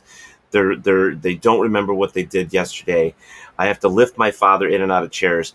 I'm telling you, even though there might, I mean, if anybody, when they pass, do you think I'm going to need time off work? Well, fuck yeah, Cindy. Yeah. I said that for you, you know, fuck yeah. And it's like, because you spend the last of their days doing everything you can for them. Yeah. I'm not a spring chicken. I'm 54. I could go too right now, you know, and it's like, and then who would take care of them? Well, I took care of my mom before she passed. So, and it took me 2 years to find myself again, because And that's what it's going to be. You're going to have to relearn your purpose because your purpose becomes focused on this, and that is your purpose. And when that's gone, it's like you're a ship without an oar. You don't know what to do with yourself. You really don't. I'm sorry, Chanel. Lost my stepdad last month. Yeah, we're sorry. I just found out that my stepbrother has a pacemaker. He had to have open heart surgery. He had to have all this stuff done. My stepbrother Fish, and he can't do the things that he used to do, and and he's 3 years older than me or 4 years older than me. Yeah, but that's the bigger message, is that we were talking about this with John Zaffis too, is like, that quarantine, the COVID thing for people like us who are in our 50s. I mean, it's the same for everyone, but when you get older, years are more precious. You don't know how long you have. So to lose 2 years is a big deal when you're our age and older. And, you do, after something like that and losing people, you do learn to appreciate life a hell of a lot more. Oh. And to just, the people around you and the days you have and that's what I mean. I don't understand how everyone didn't get that message. It was really a big wake-up call it should have been. I spend more time now telling people I love them and hugging them than I've ever done before in my life. That's right. I'll tell you, my father during COVID, what he did, he's in his 70s. That man goes and gets in a car and he drives from Florida in Georgia to go all the way up to New Hampshire to meet a woman. That's I can understand. That's crazy. That's crazy. Pandemic. I mean, come on. A man has needs. You put a mask on. You put whatever else on you need to, and you go. My father said, look, I'm in my 70s. I'm not going to stay bottled up. He got his shot. He was just like, he said, look, what's in my pants is in quarantine. I need to go. Yeah, he said it flat out. Y'all stop stressing. I'm living because I got only so many years. And he went off and did it. But you know what? He's absolutely right, because I have been thinking about this since I started taking care of my parents. It's like every single day is precious. Every hour, every minute that you take. And like when my boss, and Cindy, you know this, my past boss here, he was making me work outrageous, weird hours. He needed me for anything and everything. And I was having I bended her ear quite a few times on stuff. Yeah. And finally, I just had to say, you know what? I can't do this. I have to be home to take care of my parents. Yeah. You want me to stay here? You give me 2 nights a week. Other than that, I can't do it. It's either fire me. It's either fire me or whatever. Yeah. And when the COVID pay came so that I could take care of my parents, I needed it. Yeah. And that's where I am. And I will be damned if I'm going to work to live. I want to live to work. Do you understand what I mean? Exactly. Life is for the living, man. You got to live your life. You can't let it just be worthless, endless days. Something comes up and I want to go, I'm going. I'm not holding back anymore. I'm just going. You got it. I've had 2 bonfires in the past 2 weeks because I wanted to see friends. Because I wanted to see friends that I haven't seen in years. I wanted to hang around people that I love. And I did it. I spent the money, I spent the time to do all that. In fact, I got one the 17th because I got a friend coming up from Nashville that he left my band to go play in another band in Nashville. And so he's coming up on the 17th. I'm like, you know what? I'm throwing a party. I don't care. I'm throwing a party. Yeah. And it's also a good reminder, you have to recharge those batteries. Absolutely. You have to let loose and enjoy, because if you don't, where's the reward? Yep. How do we get through that tough stuff? But you talk about the like your thing, Winterfest, our thing, the MASH, and all these others. You don't know. This was a big reminder that this shit could happen again 2 months from now, a year from now. We never thought we would see this in our lifetimes. Oh my God, never. And so you've got to get out and you've got to enjoy the days and be around people and enjoy each other's company and family, because you don't know, man. Next week it might be really Godzilla coming through. Do it. We'll be in trouble. And because of that, I got to show this. Uh-oh. Not another Godzilla. And I think is it the COVID Godzilla, the new special edition? Oh, there you go. Even better. Look at that. Even better. I said Godzilla. That is the COVID Godzilla. Man, holding hands. That's cool. Stay Puft. It's crazy, right? It's hilarious. I think the one thing that was so important this year also was self-care. and really treating. That's my favorite T-shirt, but I can't wear it. It's really, self-care was so important because, you know, we tend to take care of everybody else and leave ourselves last. And self-care became really evident. Yay, Paratalk Radio. I need one of those masks. That's awesome.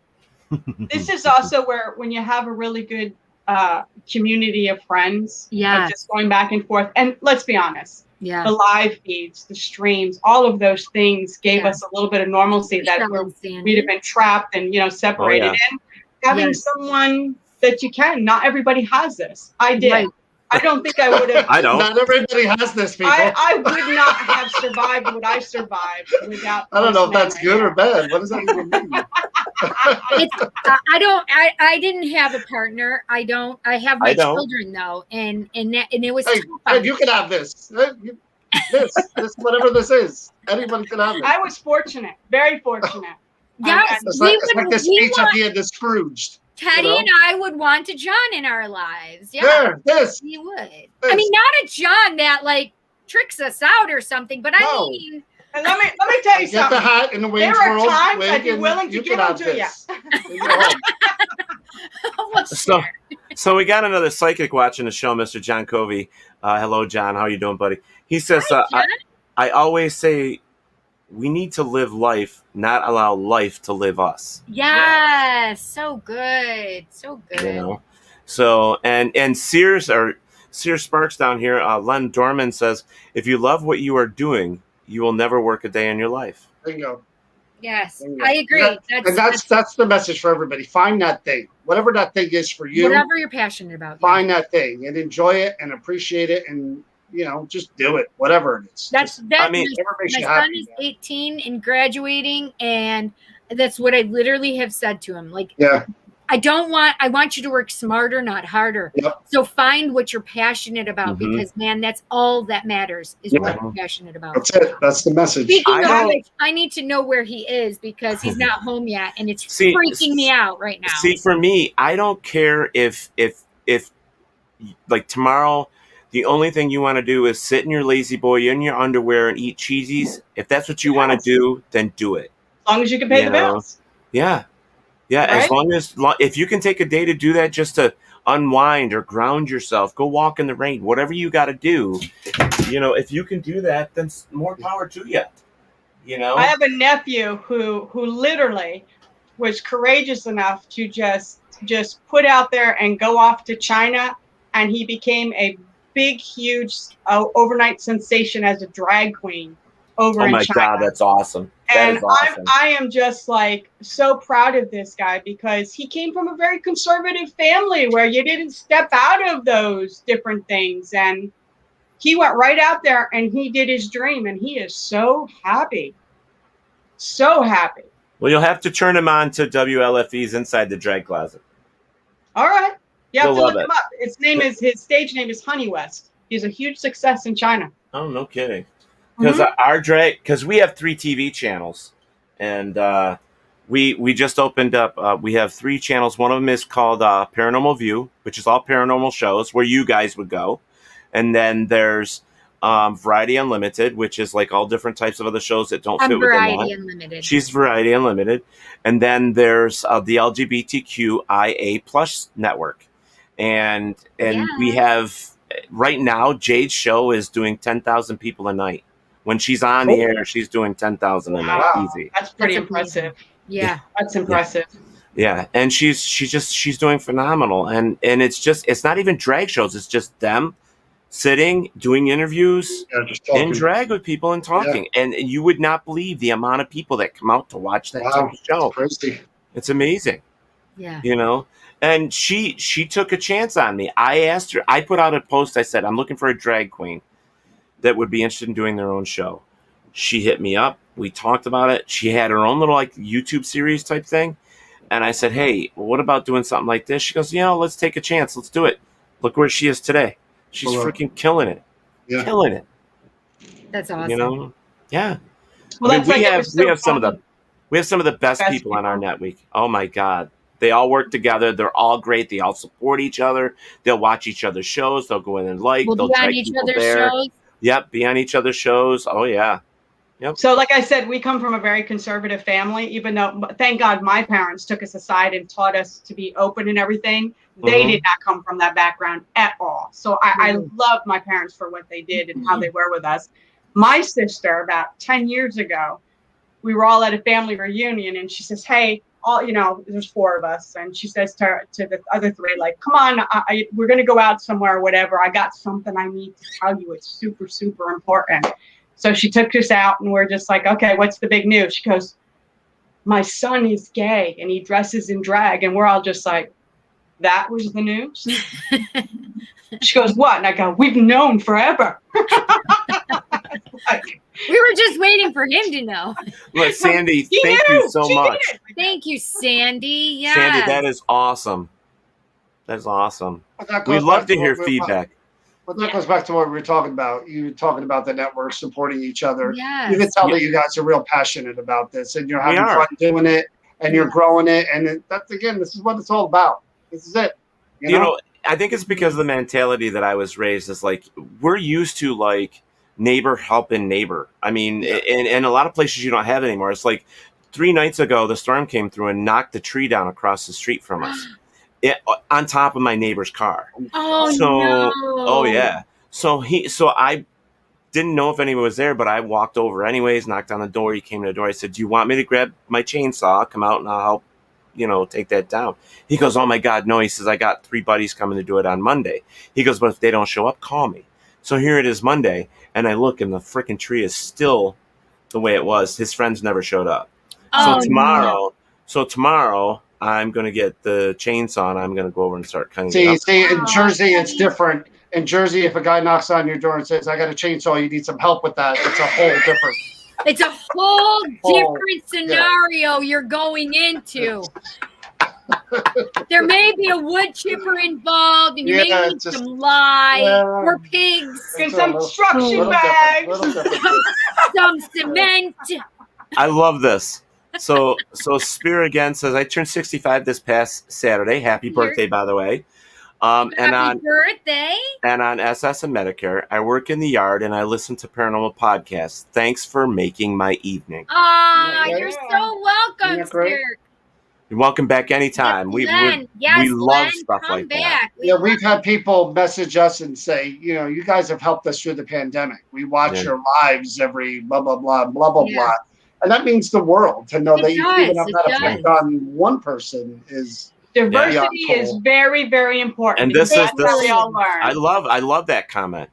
I love it because of its diversity. Conversation about almost anything. There you go. Yes. There you go. Absolutely. It's like Seinfeld. It's a show about nothing.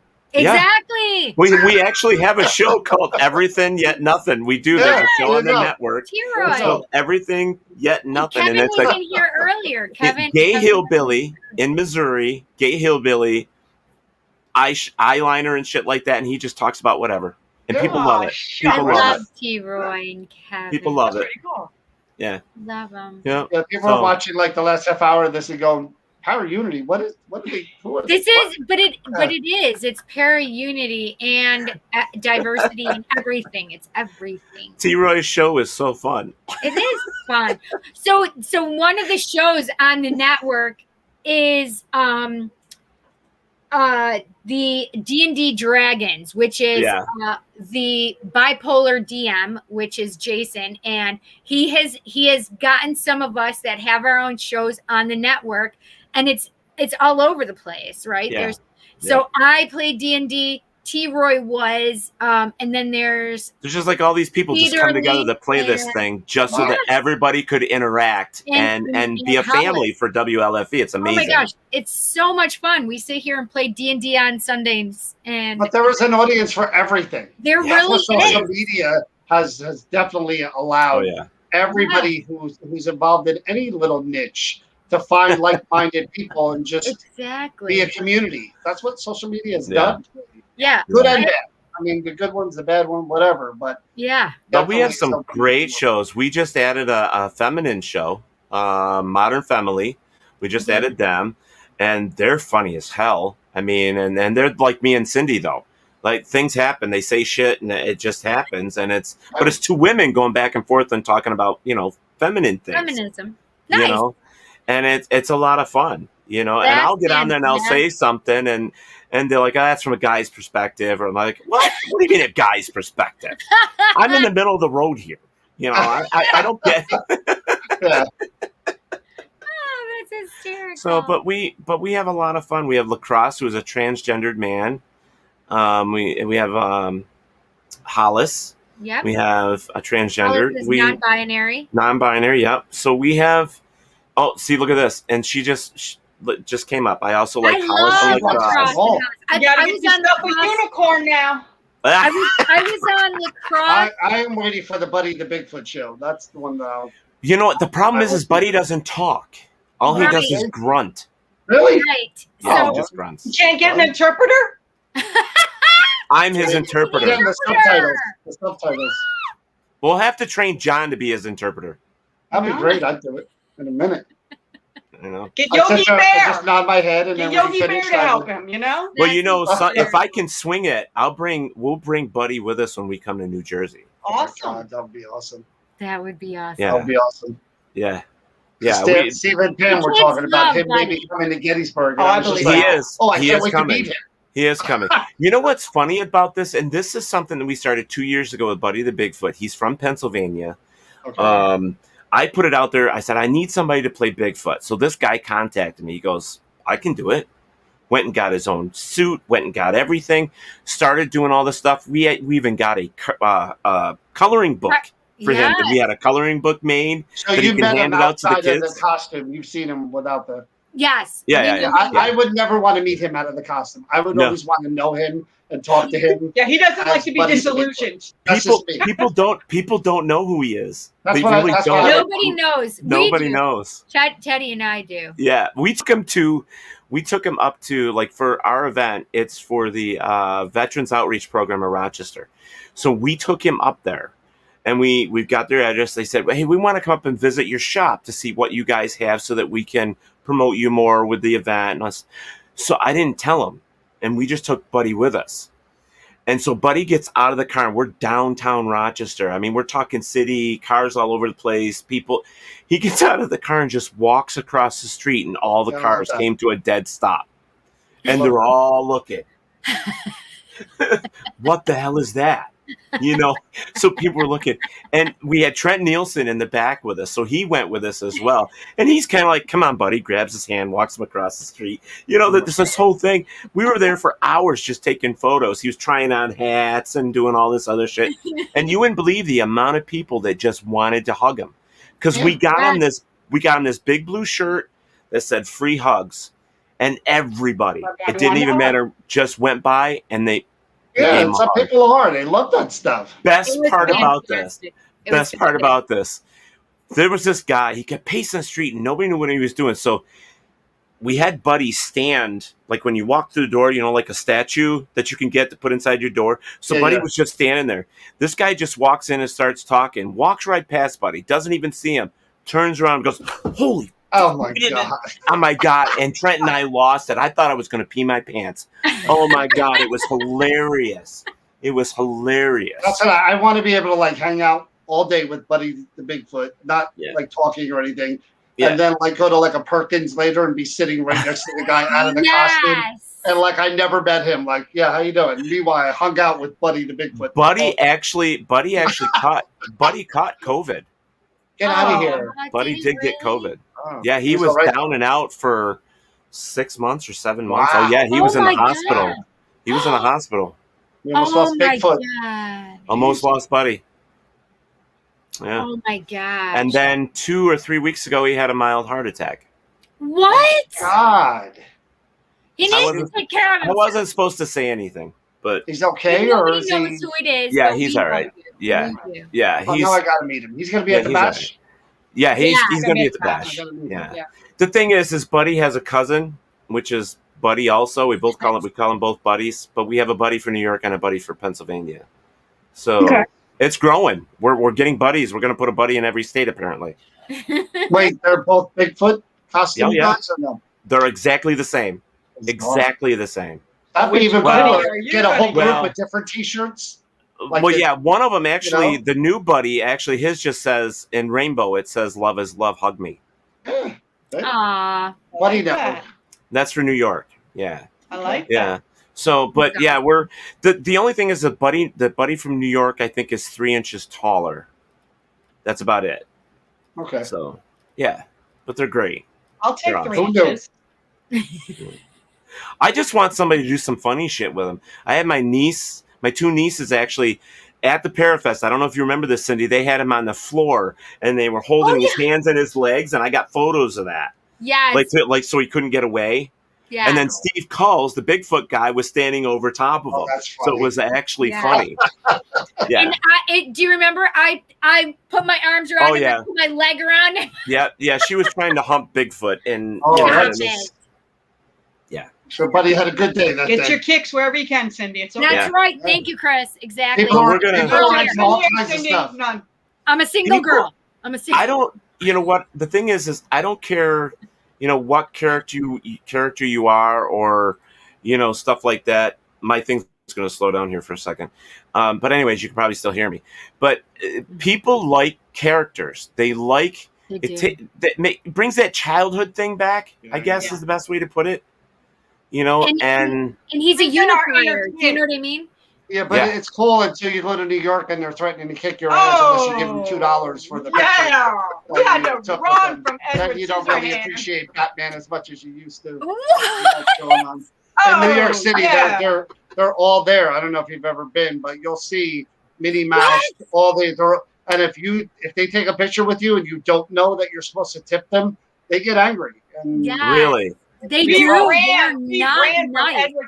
I'm like, wait. I'm like, Spider-Man, you don't know anything about my mother.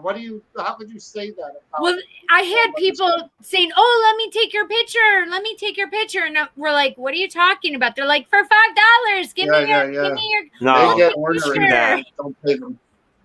No. Selfie. Click. Thank you No. very much. Yeah. No. Exactly. He stopped You try to take a take them picture. from a distance. Oh, they Then chased they you. try to chase you down. Edward Yeah. Scissorhands chased us for Yeah. a block because I snuck a picture.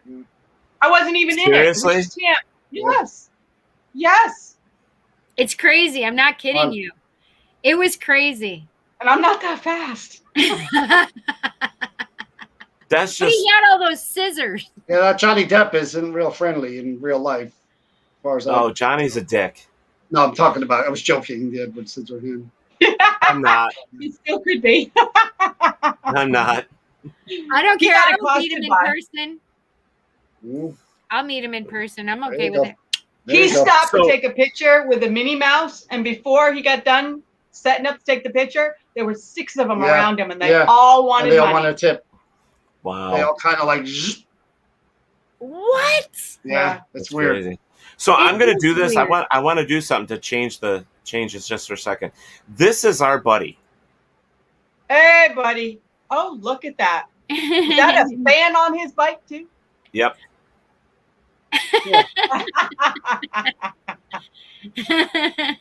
And when I was talking to you about Buddy going across the street to this place and Trent was holding his hand, there's Trent with Buddy. Oh, my gosh. Got him the flag and everything, and he stood outside waving the flag and did the whole That is thing. funny. That Oh, is yeah. funny. I love it. Yeah, I want to meet. Again, ever since Pam and Steve showed me the pictures, I was like, "Is he going to be here?" This was last year, or the year before Yeah. that. Yeah. And they kept saying, "Yeah, he's going to be there." I'm like, "That's Yeah. what I'm looking forward to meeting." Yeah, everybody. It's just funny how it blew up, though. To be honest with you, because we were just doing this as just like an extra attraction. You know what I mean? And we didn't think it was going to go over. But then the first year he started doing it, you couldn't get people to stop. Yeah, you know, take pictures with him. Yeah. Isn't that so awesome when you don't expect something like that to just implode like that? Exactly. I love that. I love it. No thought, no, just a little something and went. It just yeah, happened. Randy says, "Buddy looks mad." That's he is just a big butt. So yeah, but he's just, got TP. Hey, that wasn't even funny at one point. That was Not even at all. That Not was some even a serious little- shit. No pun intended. I mean, that was people were going to kill each other over toilet paper for a while. I know somebody who works in a ShopRite, and I was able to go into the back warehouse area and get a 12-pack during the height of that whole thing. I was nervous about walking and going to my car. because people were looking at me like I was holding $1 million in cash on my shoulder. Exactly. I mean, they were just Wow. like, where did you get that? Where did you get that? Did I have more? And I'm like, oh, yeah. There's more in the back. And they got away from me, and there wasn't any more. But I wanted to get them away from me, you know? Yeah. Wow. It got a little scary. Whoever thought that it would come to that in this country? Right. Ever. Well, Yeah. thank goodness, I don't know, for some reason, Spirit had told me to get toilet paper. And I'm like, I have some at home still. They're like, no, get the toilet paper. So like at the end of February, because I go to BJ's, which is a wholesale club, and I got my big, huge thing of toilet paper. And it literally took us through the whole thing. Oh, yeah. I mean, we were hoarding it. I mean, I know but I was hoarding it because, again, I have a handicapped sister. I have people that couldn't make it to the store. So when they needed it, I would bring it over. I need the number to your Spirit, though. I didn't know what was going on at the time. I had no idea. I wasn't going to get it. Yeah, me neither. I wasn't going to get it because I was Mom and I went shopping like we normally do. We went to Walmart. And I'm like, okay. Yeah, we went shopping. I turned to get toilet paper, and the whole thing is gone. There's nothing. In fact, I took a live of it. I'm like, what the hell's wrong with people? I mean, I was actually pissed off. I was doing it live. I can remember going into Wegmans and there not being any meat. No meat at all.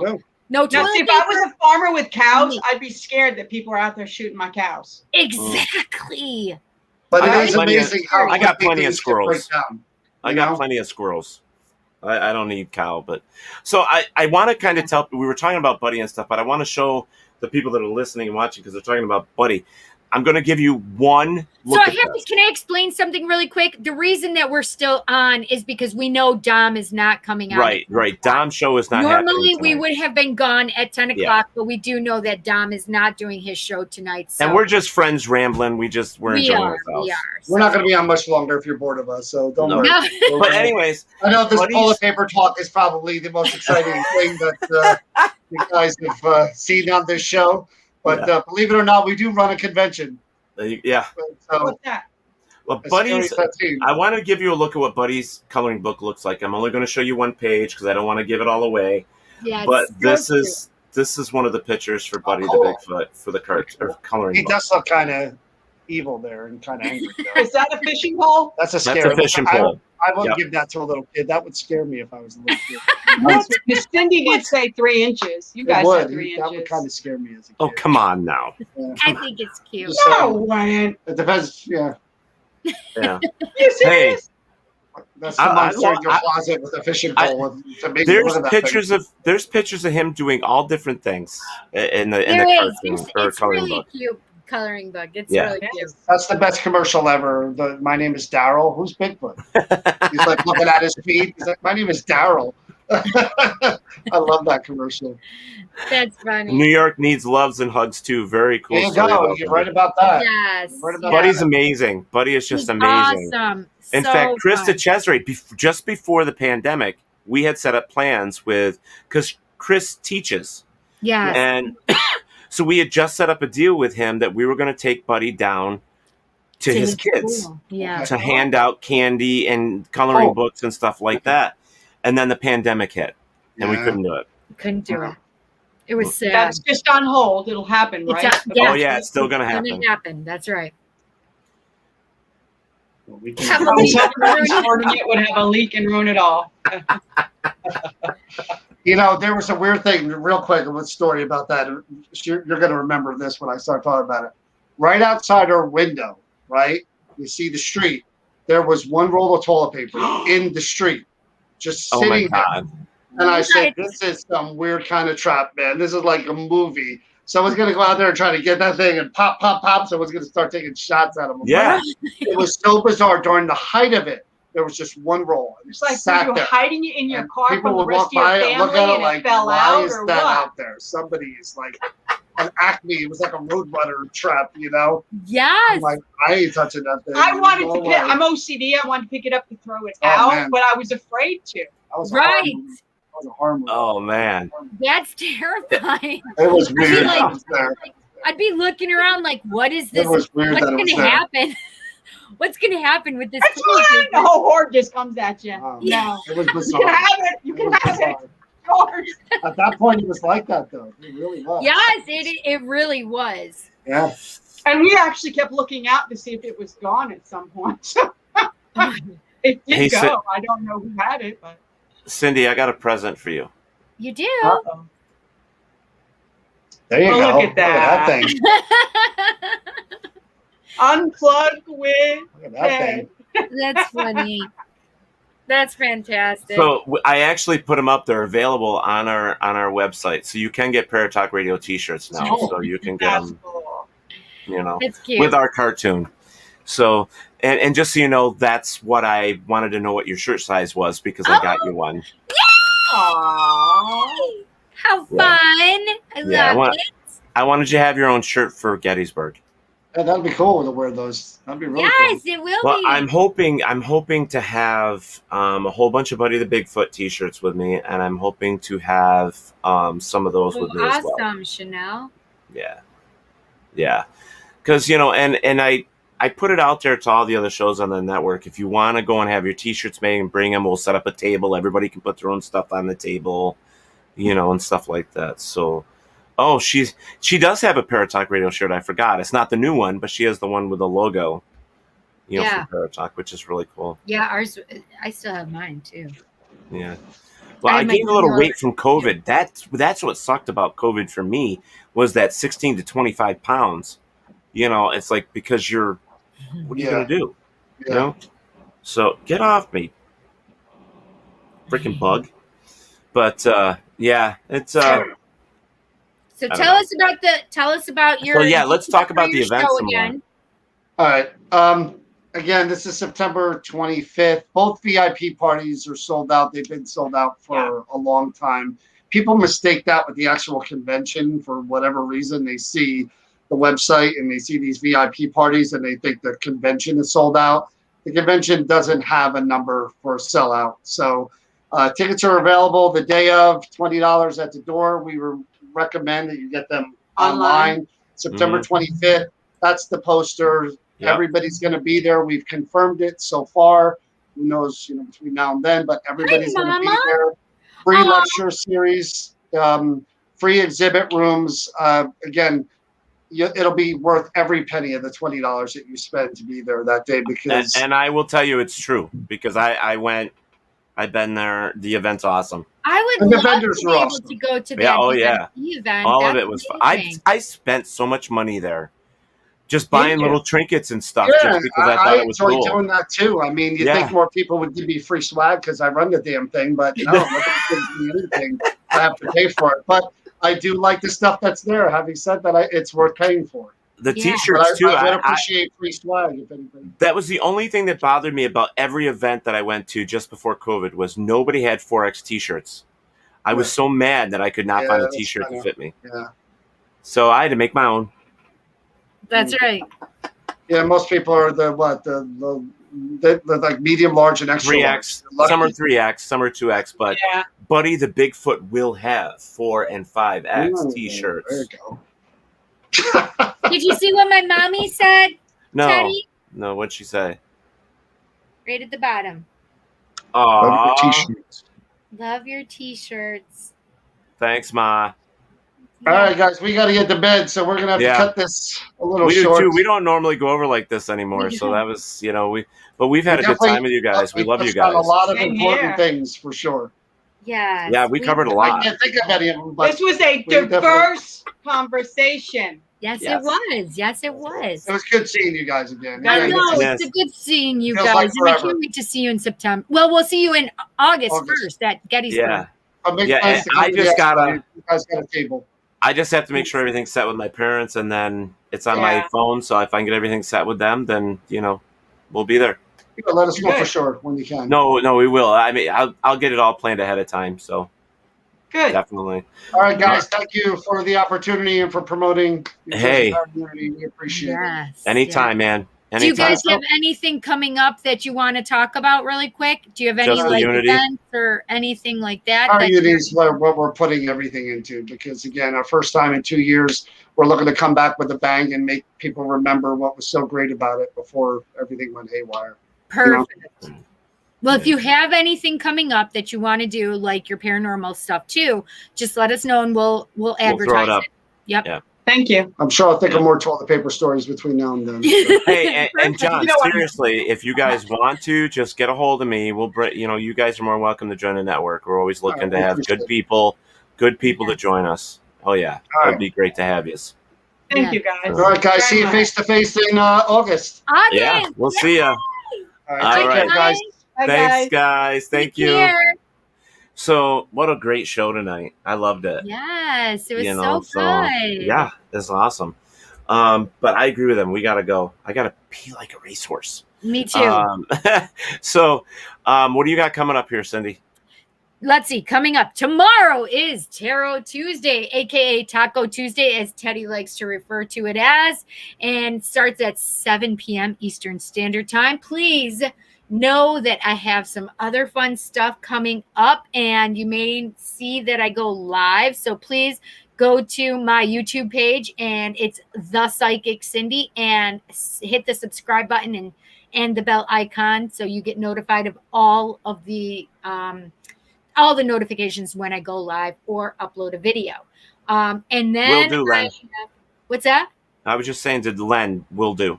Oh, yeah. And then I have my WLFE-DB.com TV and podcast show, which is Just Cindy.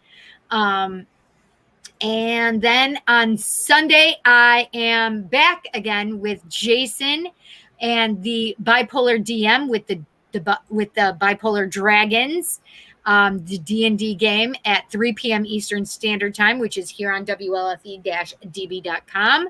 And then it is Paratalk Radio on Monday again, 8 p.m. Eastern Standard Time. So for me, the only thing I got going on right now is I'm working on my new job. I'm working on their websites, hiring, firing, doing all the stuff I got to do, taking care of mom and dad. I am still working at my old job. So people, if you come to see me either from time to time or whatever, I'm there on Wednesday nights only right now, only for the next couple of weeks, just giving them a hand until they get somebody. But one more time, guys, please make sure you check out ParaUnity Expo. It's their 7th annual. Good shit, man. Oh yeah, it is. It is. You guys will love it. And John and Chris, they are the most welcoming and opening people that there are. Welcoming, I should say. I think I did, awesome. but whatever.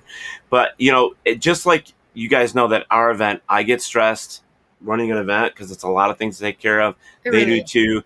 There's always other people that you can chat with, like Cindy or Tony, my nephew or whatever, and they'll be there to say, hey, when I get a minute, I'll talk to him for you or whatever. Yeah. So there's always a lot of things. And remember that these events, a lot of them are done for charities.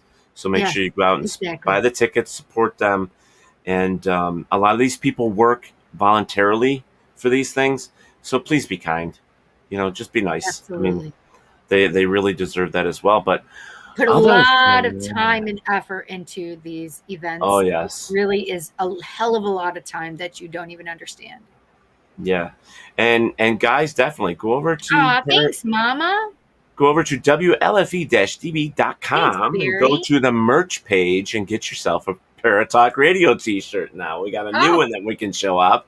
So make sure you get over there and go over and get yourself a t-shirt. Did you see what it says? What CERC means? CERC means I live in Southeast Arkansas. That is cool.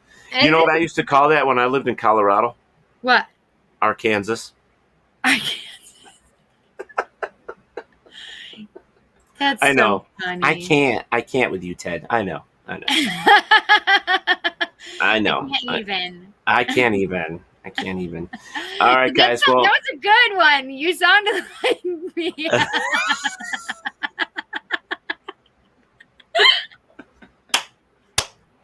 Oh my God.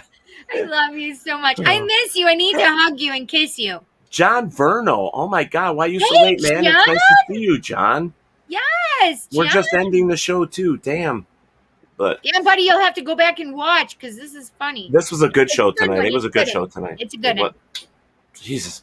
All right. So, guys, thank you so much. We will see you here next Monday. And wait a minute. I actually don't think I have anybody booked for next Monday. Well, we can do we'll do some fun stuff. Okay, so listen, Teddy, I need to tell you. Uh-oh. Let's see. Yeah, I have nobody booked. Oh my God, that's hysterical. Okay, where are we? The 12th, July. 19th, and whatever. 12th, 19th, 26th. I'll get somebody booked. I don't have anybody right now, but 12. Wait, you don't have anybody booked for the 19th? nope. Okay, so I'm going to be late to the 19th. Okay. I'm going to be getting off of a plane at 8:20. So as soon as I'm off the plane, I will hop on my phone and somebody will drive me and I will be on there after I get back in the car. Yes. Now, the 26th, I'm not sure we're having a show because I have my surgery on the 22nd. Oh, wait, why do you what are you having surgery for? I'm having a couple, I think I told you about the cysts, the one that popped on my chest and the little one and the one on my back. I'm actually having them removed. Good. The lumps removed. So Good. I'm not sure yet. We will have a show on the 26th, but we'll see how it goes. Yeah, if you're not feeling well, and it's okay. It's okay. Yeah. Because it's better just to rest and recuperate. What does that mean? You have to hawk the merchandise? What does that mean? Hawk the merchandise, maybe? Oh, my God. It was a fun shirt to make, though, to be honest with you. That was a cute one. Mom loved it. I mean, it was a little tough. I'm going to have to get my mama one. Yeah, but it came out pretty cute. It is cute. I'm going to get my mom one. Yeah, awesome. All right, guys. Mom, so don't listen. Hi, Mike. Mom said, hi, Mike. I don't So, what do you mean? Mike who? Mike. Oh, is Mike Castillo on there maybe? Or somebody? So Not on. Oh, Mike Warren. So it's John Verno and Mike Warren are both on there as well. So we're taking our time leaving, I guess. I don't know. yes, we are. We are. It's okay. It's okay. Len said I went from 240 to 253 during COVID. I think everybody gained weight. I really do. I gained 14 pounds back, and I'm over it. My pants started getting tight again. I gained 35, and I just lost 15 of it. So, yeah. Good for you. Michael Casilio. Yeah, it is Mike. Hi, Mike. Yep. See, I knew it was Mike. As soon as she said, hi, Mike, I'm like, oh, we must just not be able to see it. Mike must have come in. Hey, Mike, do you know what day it is? It's hump day! I'm not saying it, man. It's hump day! I loved that camel, dude. Come on. I love that camel. It's too bad Buddy doesn't speak because we'd have him do that. Oh, my God. That would be so funny. Yeah. So all right, guys, we need to get out of here because I really need to go. I know. I'm floating right now. I'm floating. Yeah, me too. All right, guys. So we've already gone through it all. Go back and watch it and all that good stuff. We love you guys. Thank you so much for hanging out and staying with us almost an extra whole hour. Thank you so much. Yes, we do love you guys. Yeah. So, all right, Cindy, do you know what time it is? I do, Teddy. It is. Wherever there is darkness, there is always delight. Thank you for listening to Paratalk Radio with Ted Wolf and Psychic Cindy. Catch us next Monday for another fantastic guest. Please check out our show as well as others on the WLFE DB Radio Network. And remember, like, follow, and share with everyone. Join us at WLFE-DB.com for upcoming shows and so much more.